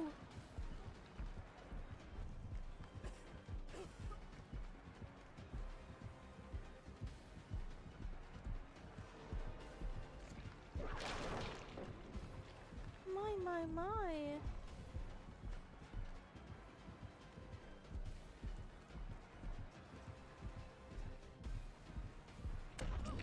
Ow! Why are you hitting ladies? Oh my god, look how long his whip is, chat. Long ass whip. I feel like I've been in the same 3 rooms this entire game.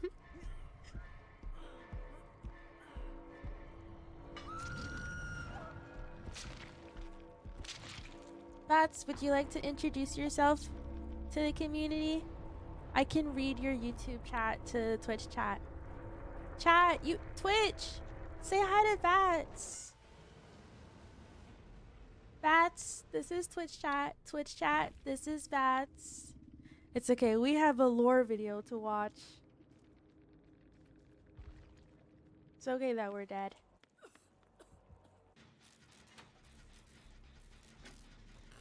Okay, we'll watch Bongo's POV. and we'll watch this lore video.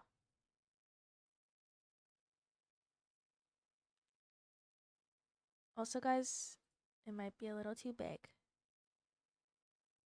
Is that okay? Or is that too small?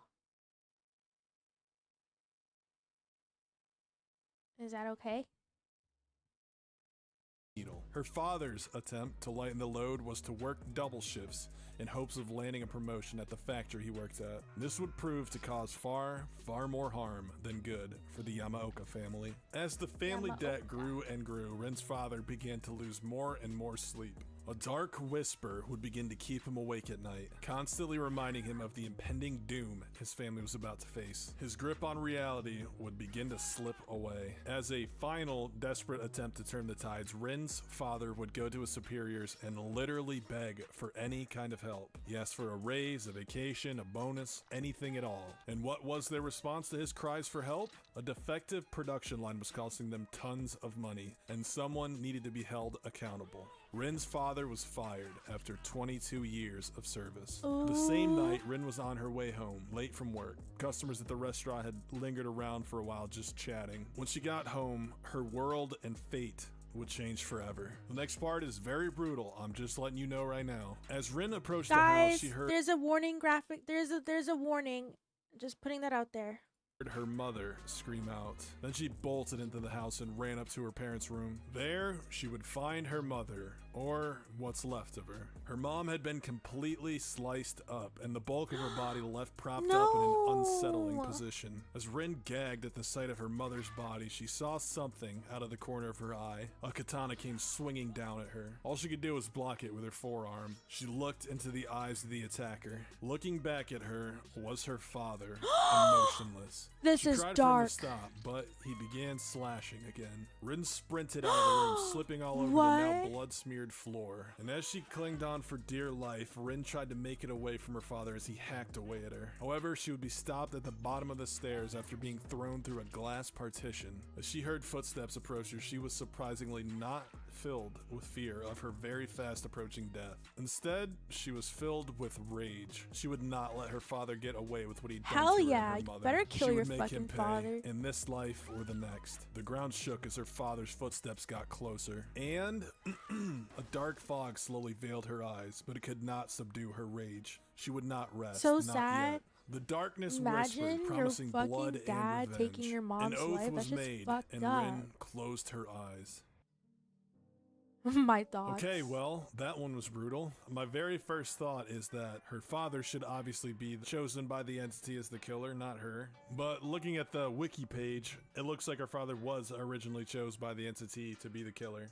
It seems like he was just a pawn in order for the entity to get Rin as the killer, because it saw greater potential in her rage than her father's. But I don't know, it's still pretty goddamn sad for poor Rin. The other thing I don't quite understand is Rin's ties to the Oni. I mean, I know they're both Yamaokas. Rin Yamaoka and Oni is Kazan Yamaoka. Are they cousins? Are they twice removed? What's the deal there? I don't know. Maybe somebody could tell me in the comments. Are they lovers? But what are your guys' thoughts? Is this not the saddest story you've ever heard, or What the fuck is this?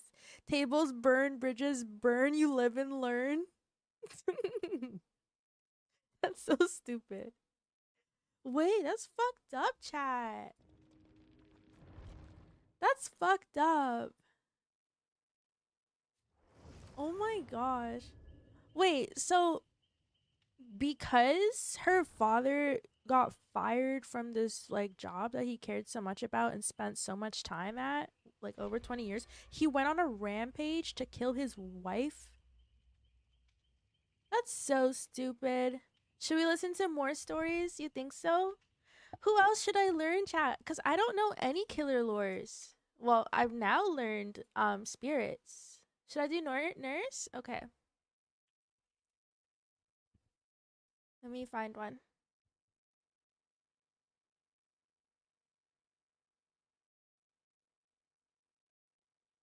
Sally Smithson came to town. Hold on, let me find a good one. Sally Smithson, a name that survey says is the most cliche white woman name ever, moved to a new town with her husband Andrew. Just Andrew, he's not important enough to get a last name. But Sally loved him nonetheless. She dreamt about having children and how Wait, find one that shows you the comic. This one works? Okay. happy they'll all be as a family in the home that Andrew will build. Andrew's handy like that. He's a lumberjack. It's one of the most dangerous jobs, right behind mukbang content creator. As you might expect, considering this is Dead by Daylight lore, there were eventual cracks in Sally's dream. More specifically, cracks in her husband's skull. And just like that, Sally was alone on a Friday night. Unfortunately for her, she wasn't a girl boss and had to get a job in order to afford her $60 a month rent, because this is back when like a dozen eggs cost a quarter. The only place that would hire an uneducated widow such as herself was the Crotus Print Asylum, where much like an Amazon warehouse, only the desperate work. Initially, she's overall sympathetic. This video is so Gen Z coded. Like, wait. Let's find a better one. I don't like. Hey everybody, It's Jeffy making here, and me today cringe. It's making me cringe. Bro said finds a job like an Amazon warehouse. Hello? I can't. I'm physically cringing, Bongos. taking I a look can't. at the lore of one of the most powerful killers here in Dead by Daylight, the Nurse. We'll find out why the innocent widow nurse turned evil and insane set out to purify the world from mentally handicapped individuals. It's a good story of what being surrounded by awful things and PTSD will do to the human psyche. So, everyone, if you're excited, make sure to leave a like and comment down below which killer or survivor you'd like to see a lore video on in the future. So let's start things off as we always do with where and when the nurse was born. So the nurse's real name was actually Sally Smithson, and she was born in, well, to be honest, I can't find a true date on when she was born. It was probably somewhere between 1857 and probably like 1930. You'll see why I believe it to be somewhere around that time here in a minute. Sally grew up somewhere in the United States, but it's unknown on exactly where. I swear, sometimes the lore in Dead by Daylight can be so vague.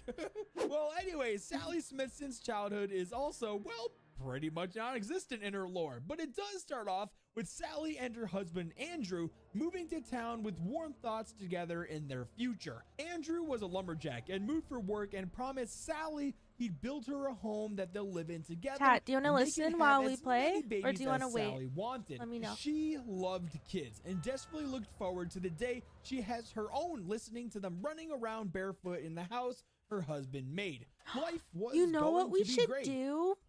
We should watch the lore of killers that I am actively going against. What are our thoughts? What are our thoughts on that? Let's say we get an Oni right now. We listen to Oni's lore. Because what else am I gonna learn? Great idea, thank you. I think that'd be really cool. Oh my god, Pyramid Head? Chat, what do we think? What do we think? Hold on, let me cook. We'll come back. I promise we'll come back. To nurse, I promise. 25 minutes. A sadistic and merciless executioner, Finish the jet? Pyramid Head is fixated on dispensing punishment through pain. Encumbered by the steel frame upon Oh my.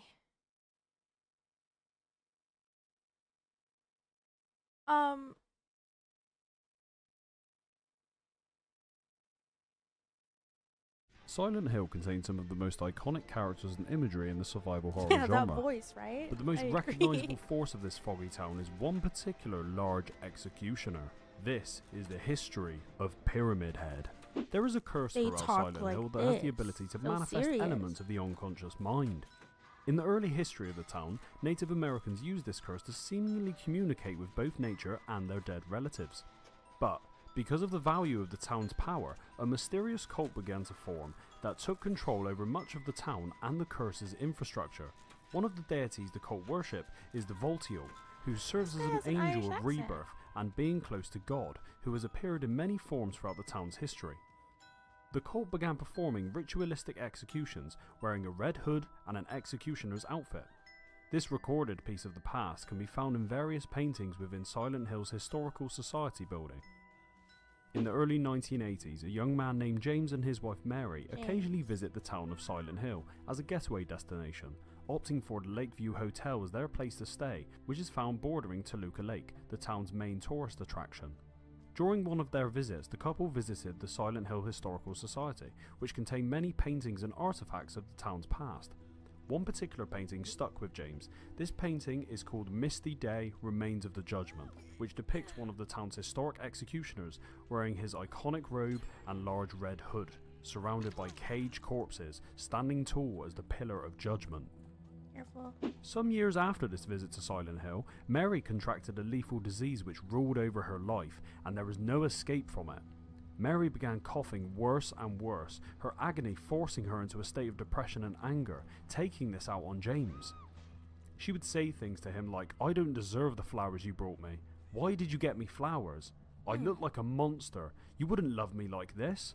And your life would be easier she's like a if I little was just dead." insecure. The never-ending agony and want for simple peace for both James and Mary became irresistible desire as James gave in and smothered Mary with a pillow, suffocating her What? to death and ending her pain, but beginning a new life of loneliness and depression. What the fuck? A while after this, James receives a letter from Mary, which tells him to go back and visit Silent Hill. Of course, in his confusion, James complies, as this is his only wish, to see Mary again. He explores the town with his only goal being to see her. But this pain of his, the loneliness and self-pity, with a past that includes horrific trauma and selfless care for his dying wife, is surely up for judgment. All of this is fuel for the curse of Silent Hill to reignite and manifest new frightening beings, all influenced by James's unconscious mind. One being which is manifested is the executioner from the Historical Society building. Still wearing his large helmet and executioner robes, James calls him the Red Pyramid Thing, and whilst this executioner does go by many names, there's only one name that comes to our minds: Pyramid Head. Pyramid Head is seen by James throughout his journey in Silent Hill, from finding him aggressively manhandling a mannequin in an apartment, where it's unclear if he's trying to smother the mannequin like James did to his wife, or if the assault is sexual. James What? doesn't wait to find out and hides in the closet, away from the monster who eventually leaves. I didn't know this at Now, all. during James's visit, Pyramid Head appears at times where James seemingly needs to be punished for what he did to his wife, and his past feelings for her during her illness. It's only right then that the manifestation of a being set to punish James for his guilt is an executioner, and he commits to this role directly by hunting another manifestation from James called Maria, who is a perfect reimagination of Mary with flawless features who James feels he must protect. But Maria is found and killed by Pyramid Head multiple times, and she is used as a prop for James to re-embrace his past feelings of guilt and depression. What the So fuck? Pyramid Head isn't just present to punish James, but he exists as a purpose for James to reflect and sense judgment. After some incredible torment and through sheer determination, James's journey through Silent Hill comes to an end. Considering there are multiple endings to this game, I will discuss what exactly happened regarding James's end in Silent Hill lore in another video. But at this point, what happens to the manifestation James leaves behind? Well, in terms of lore, it's suitable to say that these creatures now exist deep within the roots of Silent Hill, both in its history and perhaps its physical presence. This is suggested when Maria learns that the only reason that she is alive is because James dreamt her up. So with that in mind, Pyramid Head is out there somewhere. In 1993, a young group of students set out to uncover information on the Little Baroness, a ship that sailed to Toluca Lake but went missing, along with its passengers, in 1918. But the ship had left no evidence behind. Eric, one of the students in the group, informs his team that his grandfather was actually the captain of the Little Baroness, so this personal motivation makes finding information on this boat even more important.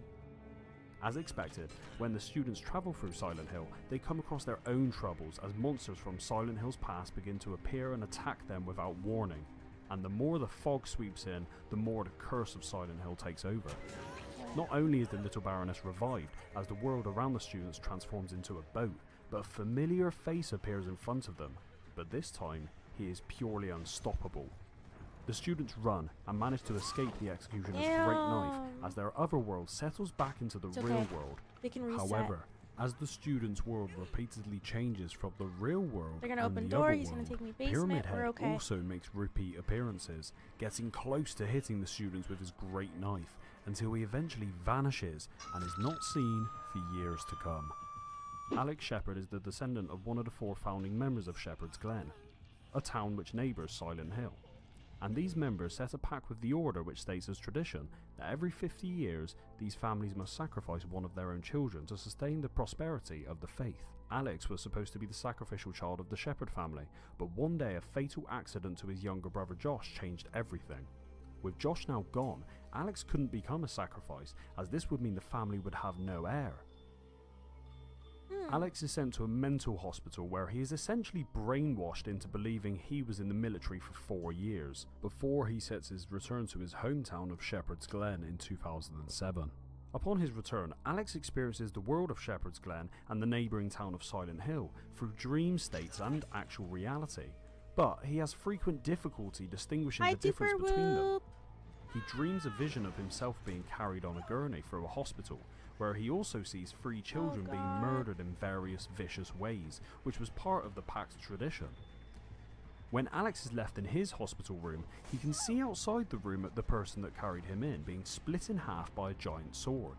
This person was Alex's father, the one who would have sacrificed Alex if the faith's tradition was upheld. After some time in this dream world, Alex finds his way to an elevator, where he hears a giant sword approaching. This harsh metal drag gets closer and closer until the giant sword reappears and drives straight through Alex, who then wakes up from this nightmare. After arriving and searching through the town, Alex enters the Grand Hotel, where everything seems abandoned. That is until he hears the huge metal drag approaching like it did in his dream. Then from around the corner, Pyramid Head really appears in front of Alex, but instead of attacking him or even approaching Alex, Pyramid Head simply acknowledges him and then moves on. This is completely different to what we're used to or have seen from his previous appearances. During Alex's visit, he enters a church looking for his brother. He enters a confessional booth which reveals Alex's dad. Dude, Pyramid Head's lore is kind of insane. Like, there's so many layers to it. Like, Spirit's lore was very straight to the point. Like, very straight to the point. Father, lose job, kill mother, entity wants daughter because of her rage. I fell asleep for a little right when stream started and I thought I had missed it. Really? Yeah, I've been giving mixed messages to the Discord because I thought that I wasn't going to stream today, but I literally missed you guys. I think I'm addicted to streaming, chat. I'm not gonna lie. So we're watching basically whichever killer we get, we watch the lore of the killer so we learn more about them. I think it's a really cool idea, right? So far we've watched Spirit, we're on Pyramid Head, we're almost done with Pyramid Head, and we have to rewatch Nurse because we started off with the Nurse video, but we decided to do this thing where we watch the killers that we're playing against. So cool. Rogue, good night. Thank you so much for being here. Guys, if you haven't already, say goodnight to Rogue. Be polite, say goodnight. Exclamation mark goodnight. Good night, Rogue. I hope you're feeling better. I hope you get some good rest. Let me know if the orange juice hack ends up working, if you end up trying it. Have a good night. Adam hung up beyond the confessions booth. Adam reveals to Alex the truth of the mental hospital and how this was just an illusion so Alex could forget his younger brother's death. After Adam asks Alex for forgiveness, Pyramid Head appears and brutally slices Adam in half before walking beyond the confessions booth and not being seen again. Until the judgment ending, where Alex is bound to a chair and 2 Pyramid Head beings approach him. Thank you, Rogue. Place one of their helmets on his head, and he turns into one of them, followed by a final horrified scream from Alex. Oh shit. Jeez Louise. In 2008, a professional hitman for the Irish mob called Jack the Pup Stanton runs away with his mob boss's wife, carrying nothing but a gun, thinking that he has finally put his murderous past behind him. However, Jack and his new lover take a wrong turn into Silent Hill, which of course leads him down a much darker road. Once in this foggy town, Jack learns from an eerie message from a dead man that his lover Gillian Conway has mysteriously vanished. Jack also now learns that other people are trapped in this town and in need of his help. One of the people Jack finds is Sarah Linwood, a gentle and lost soul who is on a cross. Jack saves her, and Sarah explains that she was with her parents before falling unconscious. She doesn't know what happened prior to a blaring siren and then just waking up tied to this cross. Sarah then agrees to help Jack in his journey to find Jill. They travel to the Brookhaven Hospital, which is filled with monstrous nurses, where they hear a Brookhaven scream from Hospital. upstairs. Isn't there a DVD map called Brookhaven? Or Two am I burst tripping? through the door and find Gillian standing over a corpse crying. Jack leaps to Gillian and comforts her, as Sarah notices that the room they are in is full of dead people. Through sheer curiosity, Sarah moves forward to a sheet-draped gurney as Jack tells her to stay away from it. It is revealed that under this sheet is a corpse of Sarah's parents. Jack, Jill and Sarah all then have a flashback. Jack and Jill. Sarah's father, a councilman in Boston, had drawn anger of Finn Conway, a member of the Irish mob. Finn put out the hit on Sarah's father, and Jack was the one who picked up the job. Wanting to leave no witnesses at the The Silent scene, Hill map Jack is shoots Midwich. Sarah as well as he We leaves the hate building. Midwich, right, chat? The three then refocus back from this flashback, and Sarah realizes Holy smokes, Pyramid Head's lore is insane. So many layers to unpack. I'll be honest, I haven't played many of the Silent Hill games. I only have one. And it's the one that recently came out, the Silent Hill F. Do you guys know it? I spent like over $100 getting that game. It was really expensive. But I haven't played much of it yet. I still have so much to go. I wonder who the killer is for this map. Oh my god, it's Bubba. We're gonna watch Bubba lore now.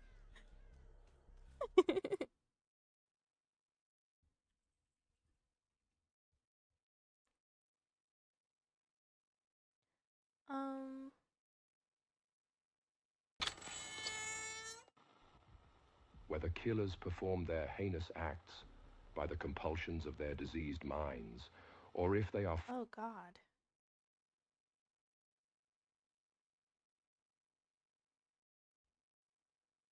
Is there just like a video about the lore? It's Skull Merchant? What the fuck? I could have swore I saw the beer belly.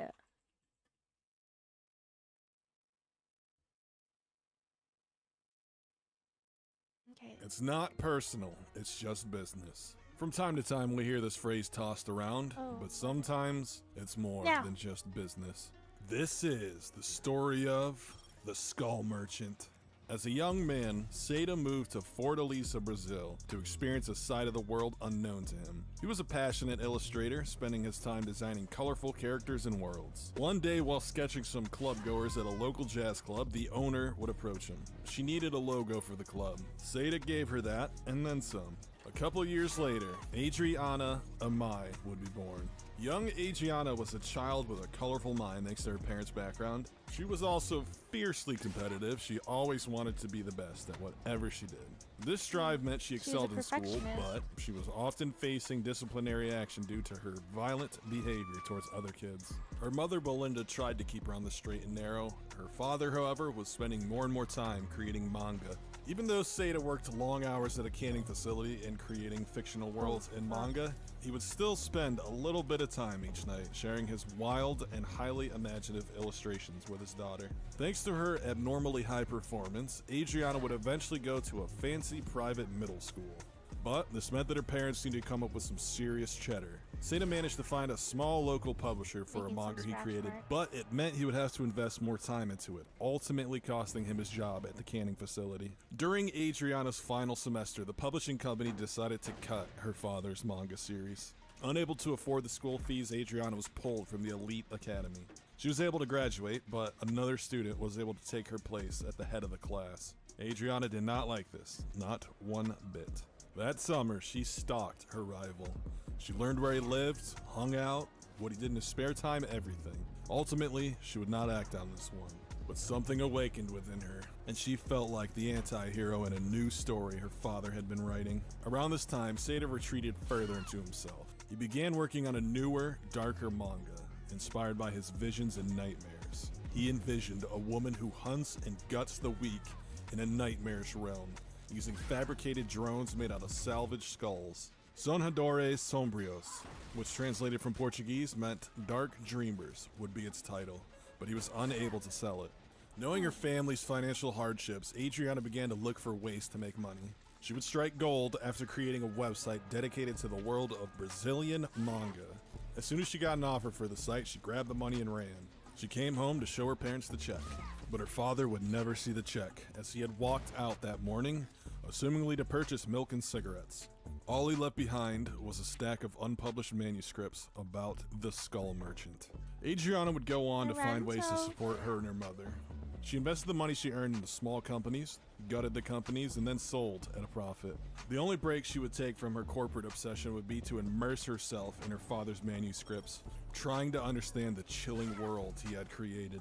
But on her path of consuming as many companies for profit as she could, she would be faced with competition that was just as hungry as she was. When the competition would do just enough to push her over the edge, she would obsess about thinking of ways to hurt them. She would learn everything about them, stalk their every move. The last straw that would seal her fate in this story would be with two members of a board who blocked her sale on a real estate firm. Inspired by the Skull Merchant, she tracked them with a prototype drone and brutally dismembered them with a cruel two-bladed weapon. Hold on, baby. The rush was unlike anything she had ever felt before.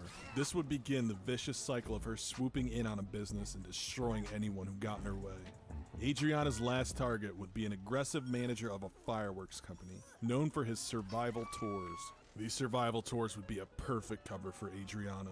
She lured him into a decommissioned airship hangar right in her home of Brazil. Just like she hunted the two board members in the Alps, she used her drones to locate him.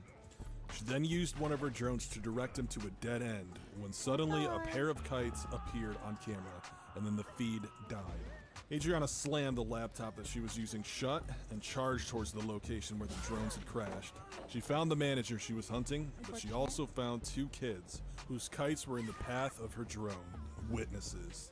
Without a second to lose, she plunged her blade into the manager, sending a shower of red over the green foliage. As she zeroed in on the young witnesses, Adriana gave chase into the trees, her blades thirsting for more blood. As she entered the forest, the lush green of the trees melted into a thick black fog. Real life warped into something like Sonhadores Sombrios. A sick grin crept across her face as she rushed forward to begin a new chapter in her life.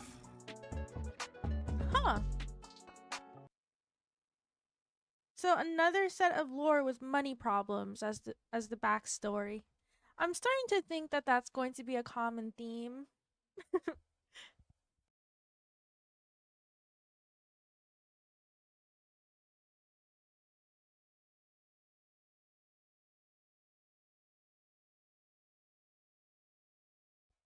Yeah. I am starting to think that that's going to be a common theme. Okay, that's a decent amount of lore. Our teammate. Why did our teammate just point at us and run away? What the fuck? I'm gonna go close my window chat 1 second. It's so cold.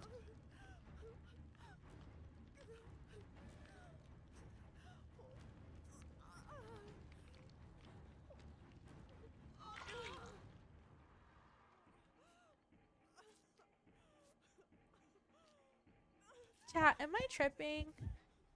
Did my teammate point at me and then run away? You healed me so fast. There's a totem.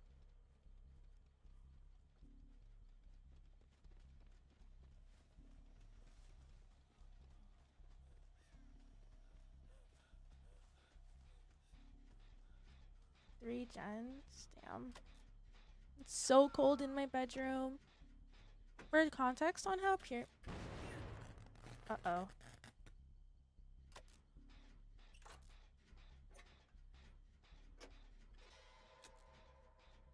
For context on how Pyramid had got into the fog, he was preparing for the long rest. Then the entity appeared in entity fashion and offered him new purpose to punish the survivor.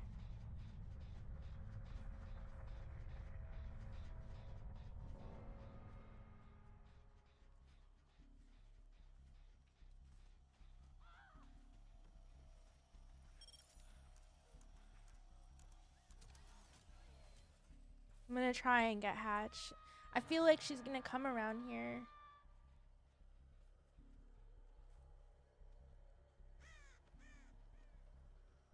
I think we're safe here.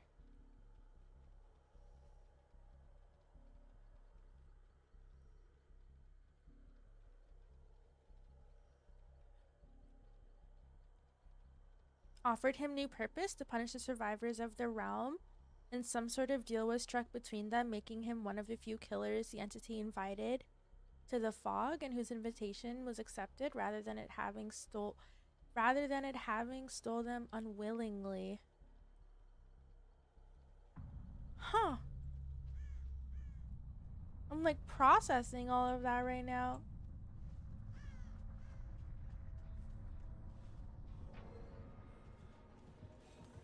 Great. Just fucking great.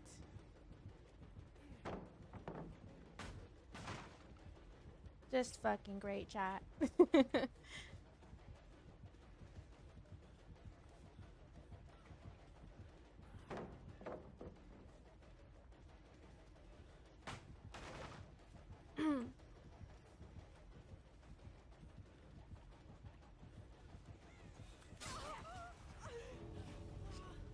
That's so sad.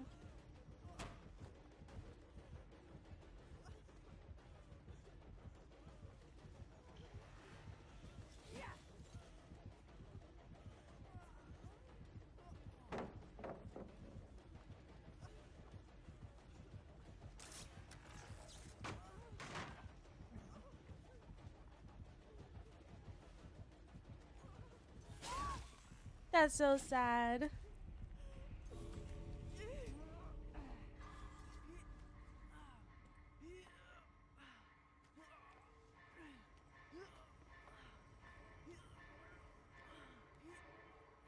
She's gonna mori me? Maybe.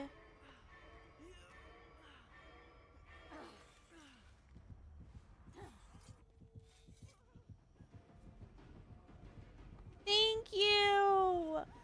Thank you. Aw, she's so sweet.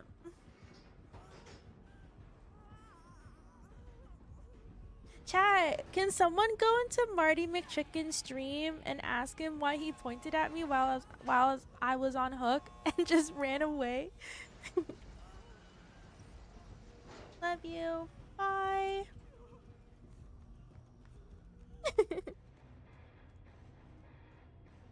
What did I do wrong to McChicken?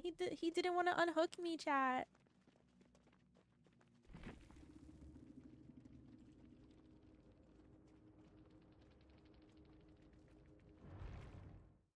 Oh, offline TTV. Damn. Are you down for one more, Bongos? Are you down? Are you down? Let's go. Operation be cute at the killer real quick. Hey, it worked.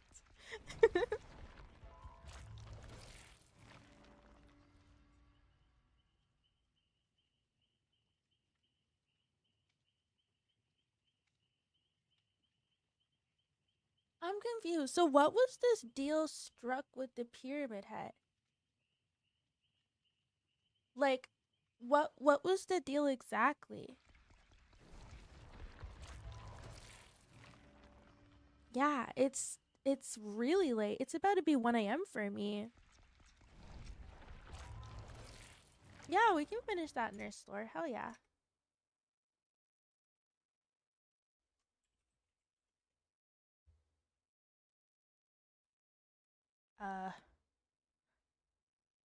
Do you guys remember which video it was?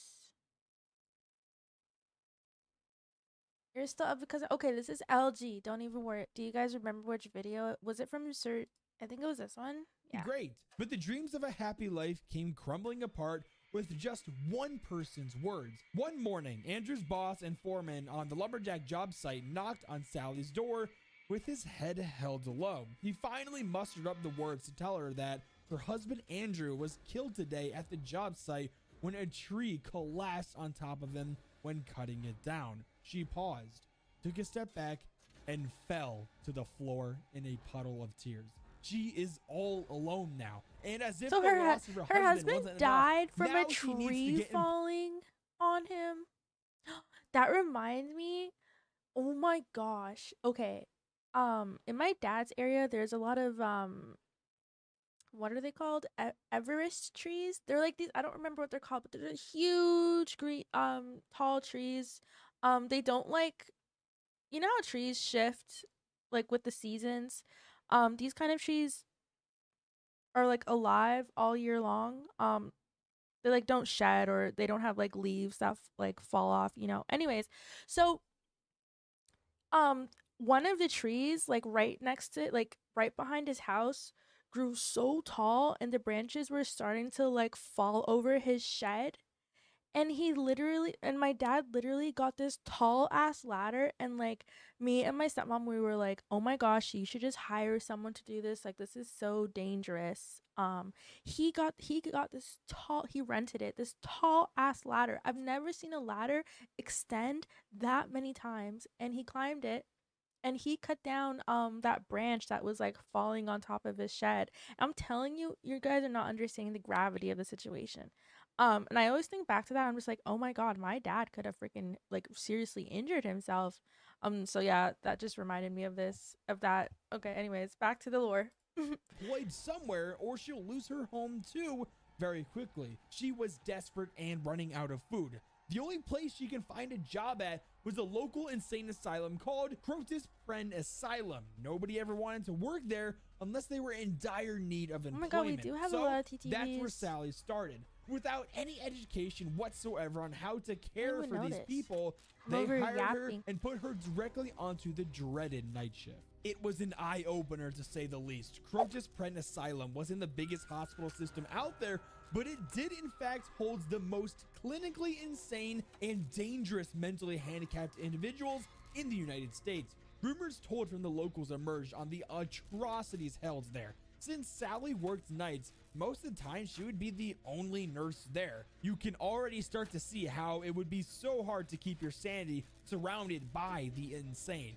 Screams and moans ring throughout the halls, bodily fluids, whether vomit, blood, or poop, scattered on the walls and floors, and the constant threat of being verbally and physically assaulted started making Sally paranoid for her safety. The staff had certain nicknames or codes they'd give to some of the patients. For example, some of them were Anxious Girl, Broken Woman, The Bad Man, Rancid Son, just to name a few. They didn't really call them by their actual names. Again, she had no training, so she literally had to learn how to be a nurse while on the job. So with the love of her life dead and the fact she works in a high stress level job, it's understandable how over the years she would slowly but surely lose her sanity. In fact, Sally worked as a night shift nurse for a whole 20 years, 2 decades long of repeatedly getting physically or verbally assaulted, and dealing with the mentally insane definitely took a toll on her psyche.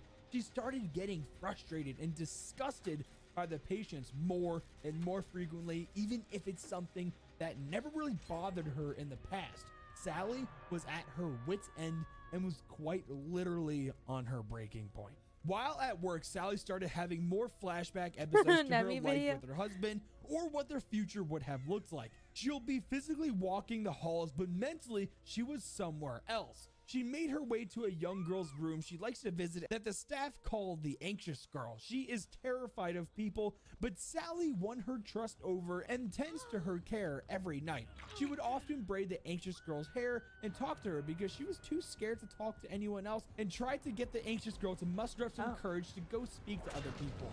Just then, a light moan echoed throughout the asylum walls that disturbed the other patients, which in turn made them start screaming and moaning in their beds. Pretty soon, the entire place was filled with the sounds of screams. Sally ran to the room that started it, and it was, of course, the broken woman causing trouble again. This broken woman was completely restrained to her bed and almost covered in head to toe in bandages because she just can't stop damaging her body by ripping at her skin with her fingernails. The broken woman always called Sally Sweet Nurse, but pretty soon she'll be anything but that. Long story short, this broken woman used to be a nurse too, and told stories to Sally about how she quote-unquote purified the lands by injecting lethal medicine into a person to, well, kill them. It's horrible and very, very barbaric, but in her mind, she was doing a good thing by helping rid the world of severe mentally handicapped. So this broken woman nurse also worked at an asylum and, well, killed a lot of them.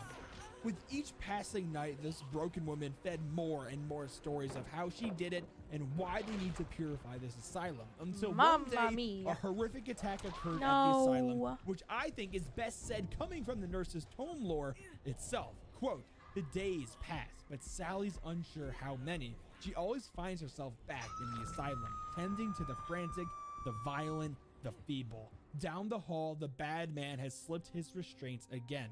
Like a wolf, he shows no motive but to prowl for the weak, and it I just love how someone's stream is just right there. appears he's found his prey.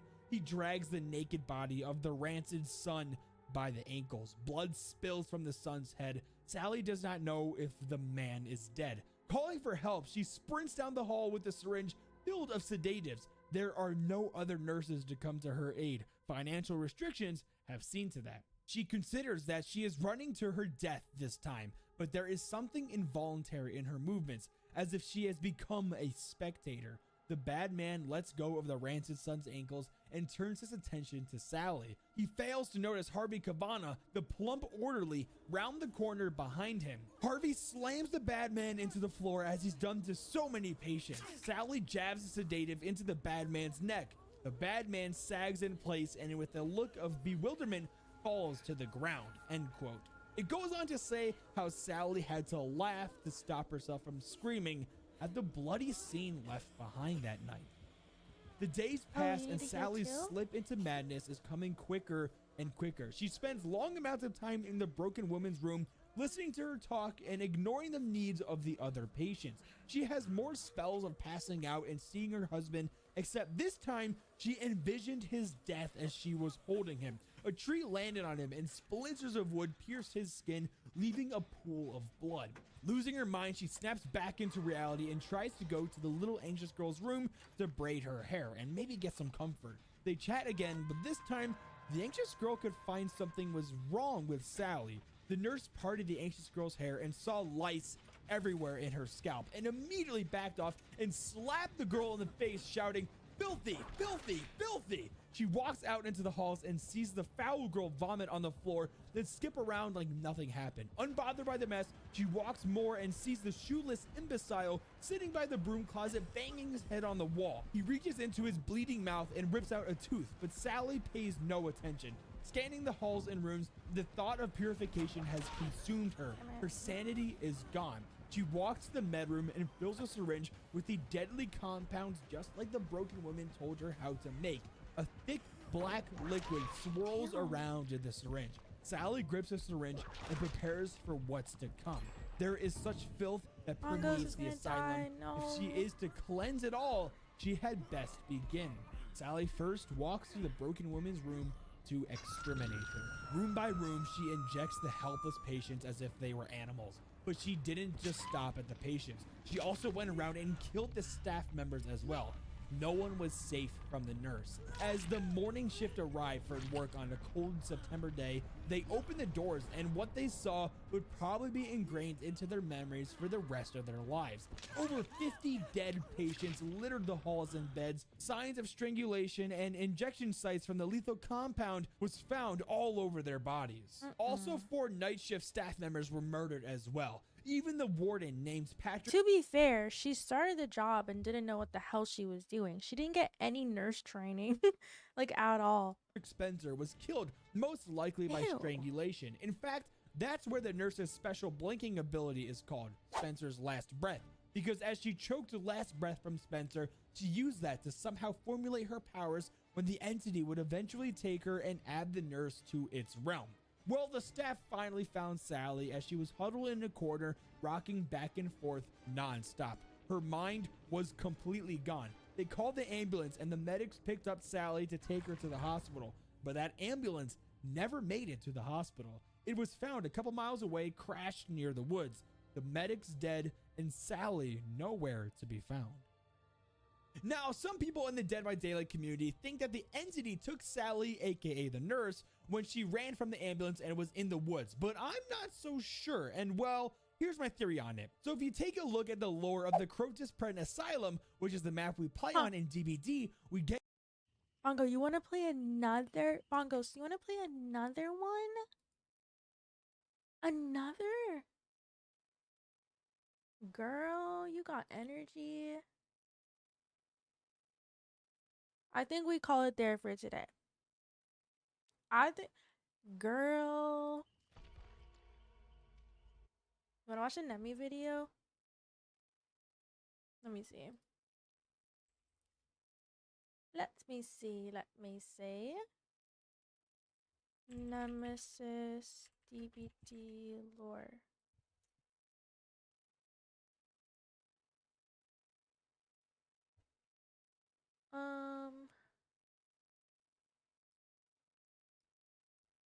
Hold on. I just have to set it up. Add.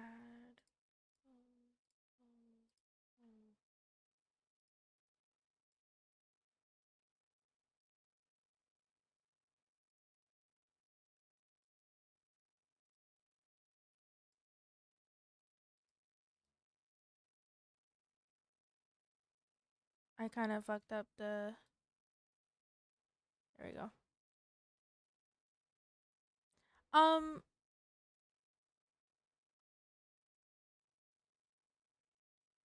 There we go. Oh, you guys can't hear it though.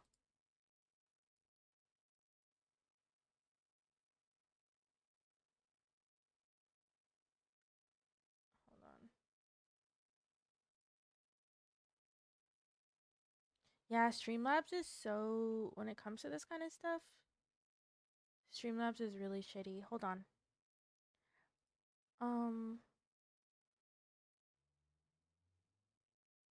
Add.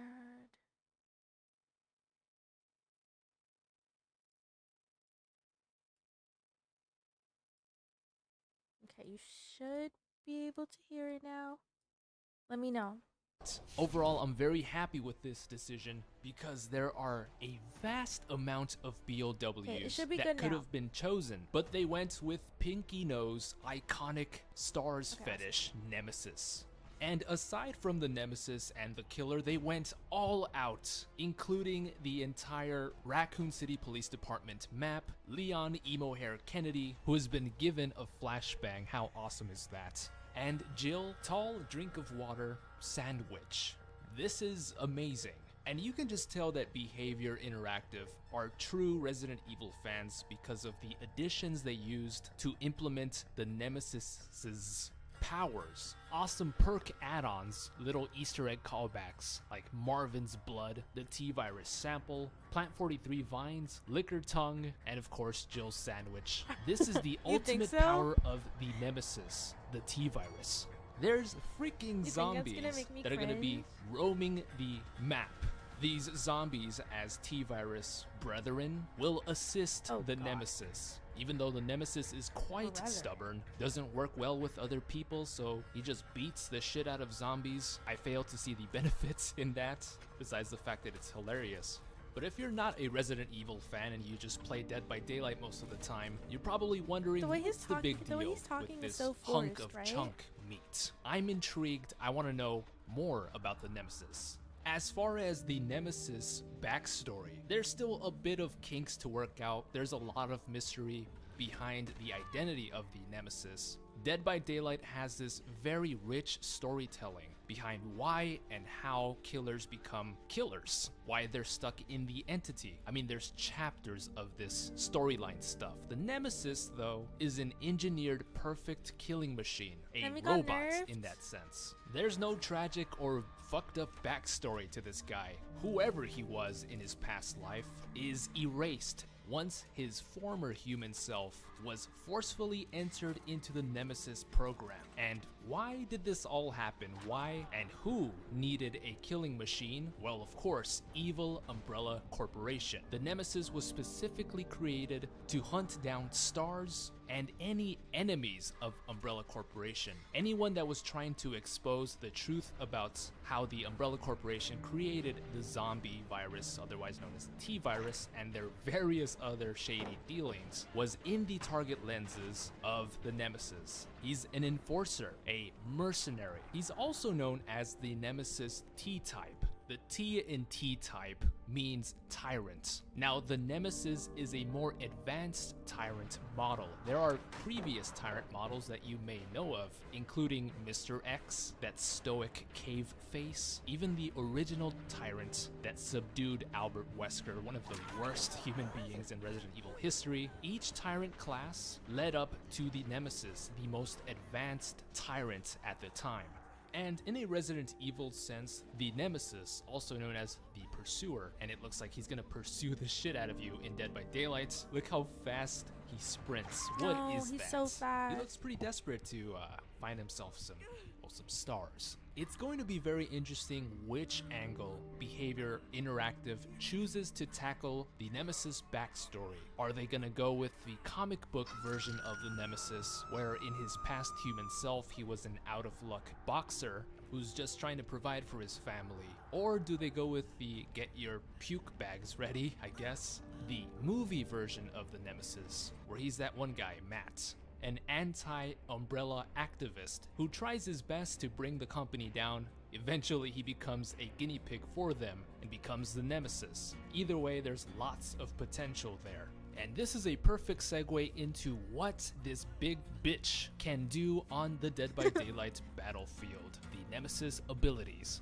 Thankfully, no rocket launcher as far as we know, but there is a little bit of a projectile through his tentacle arm, which seems to be his primary weapon here. His tentacle arm whips and whiplashes survivors and infects them with the T-virus. This tentacle arm can actually hit survivors even if they're behind a pallet. Now you're probably thinking, what's the range on this tentacle appendage? It looks pretty decent mid-range, but here's the thing. Once that tentacle arm infects a survivor, that survivor will not only cough and vomit, similar to that of the plague, but the more the Nemesis I feel like he's just talking about his abilities.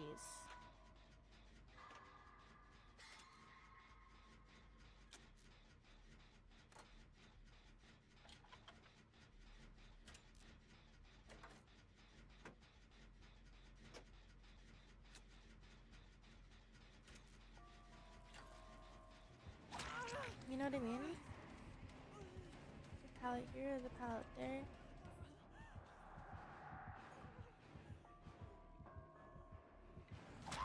Damn, he's so fast, chat.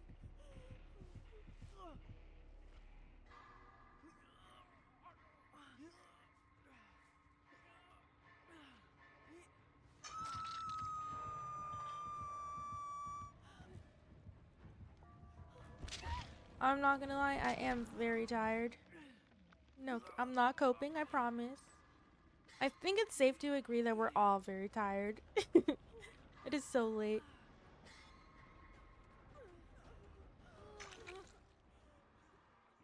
Right? Ooh, we can see his aura. You refuse to sleep? Okay, we will watch more lore on Friday. Okay, so tomorrow, chat, I'm not streaming. I have a very, very busy day tomorrow at work. Friday, we're gonna try and do repo. So I won't stream for repo. So next stream will be Saturday. We'll watch more DBD lore on Saturday. I'm not gonna lie, I am exhausted. I feel like I'm not even processing half of what they're saying. But the guy we just watched, I don't think he was talking much about the lore. Wheelie, you're so sweet. Wheelie is serious about this life.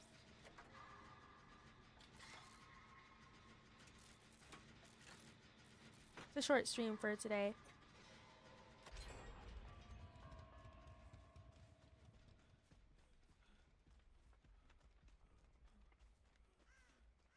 I don't see the killer.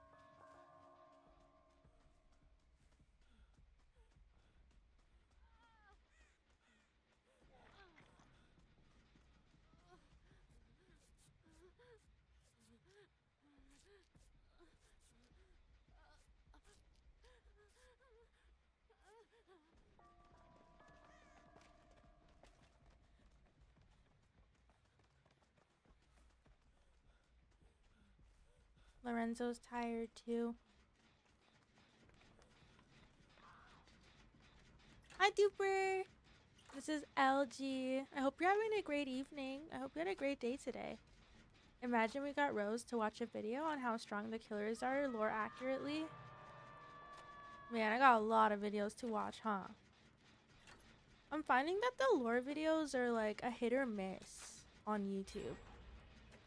They're like either like quite entertaining to watch and like informative, or the other side to it is like they're like Gen Z coded.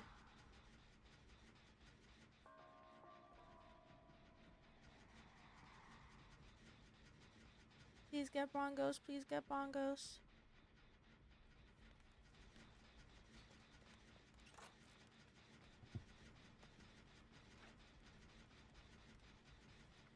Thank you, thank you.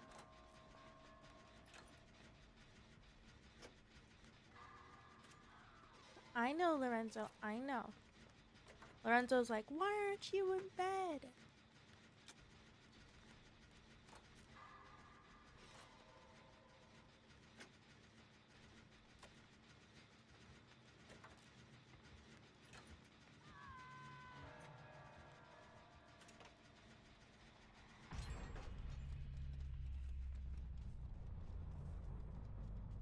Popping that gen was risky, I won't lie. Let's go back to Shack. I know, baby. I know, Papa. Hold on. I know.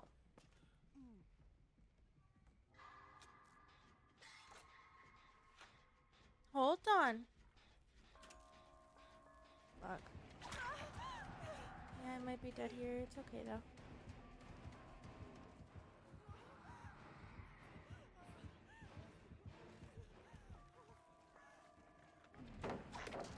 Biatch.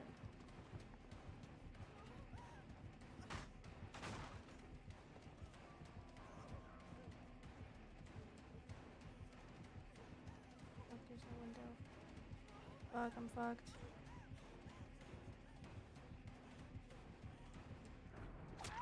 Fuck.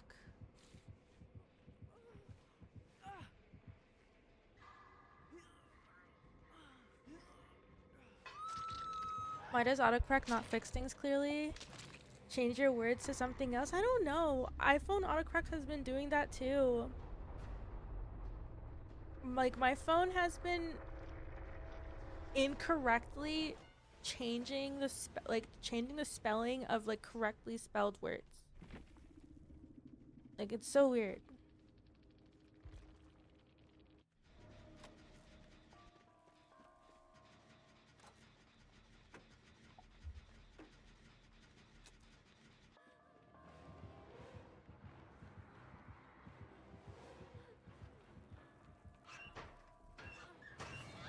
Oh no.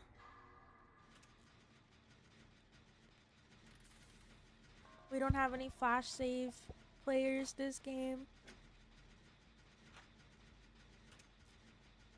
Flashlight save players. I'm really happy that I got a stream in today. Oh my gosh, I was feeling so shitty earlier.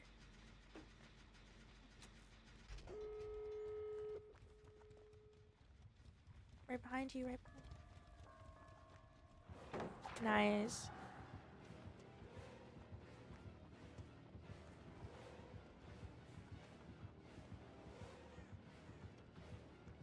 He gets hit here.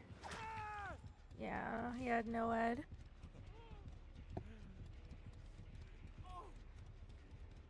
And to the mother ducking tea.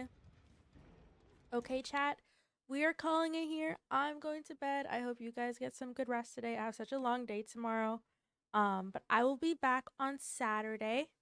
And we'll figure out what we're doing on Saturday. Friday, we might do repo in the Discord. So if you have repo and you'd like to play with us, we can play repo all together in the Discord on Friday. I will message the Discord on Friday to see who's available that day.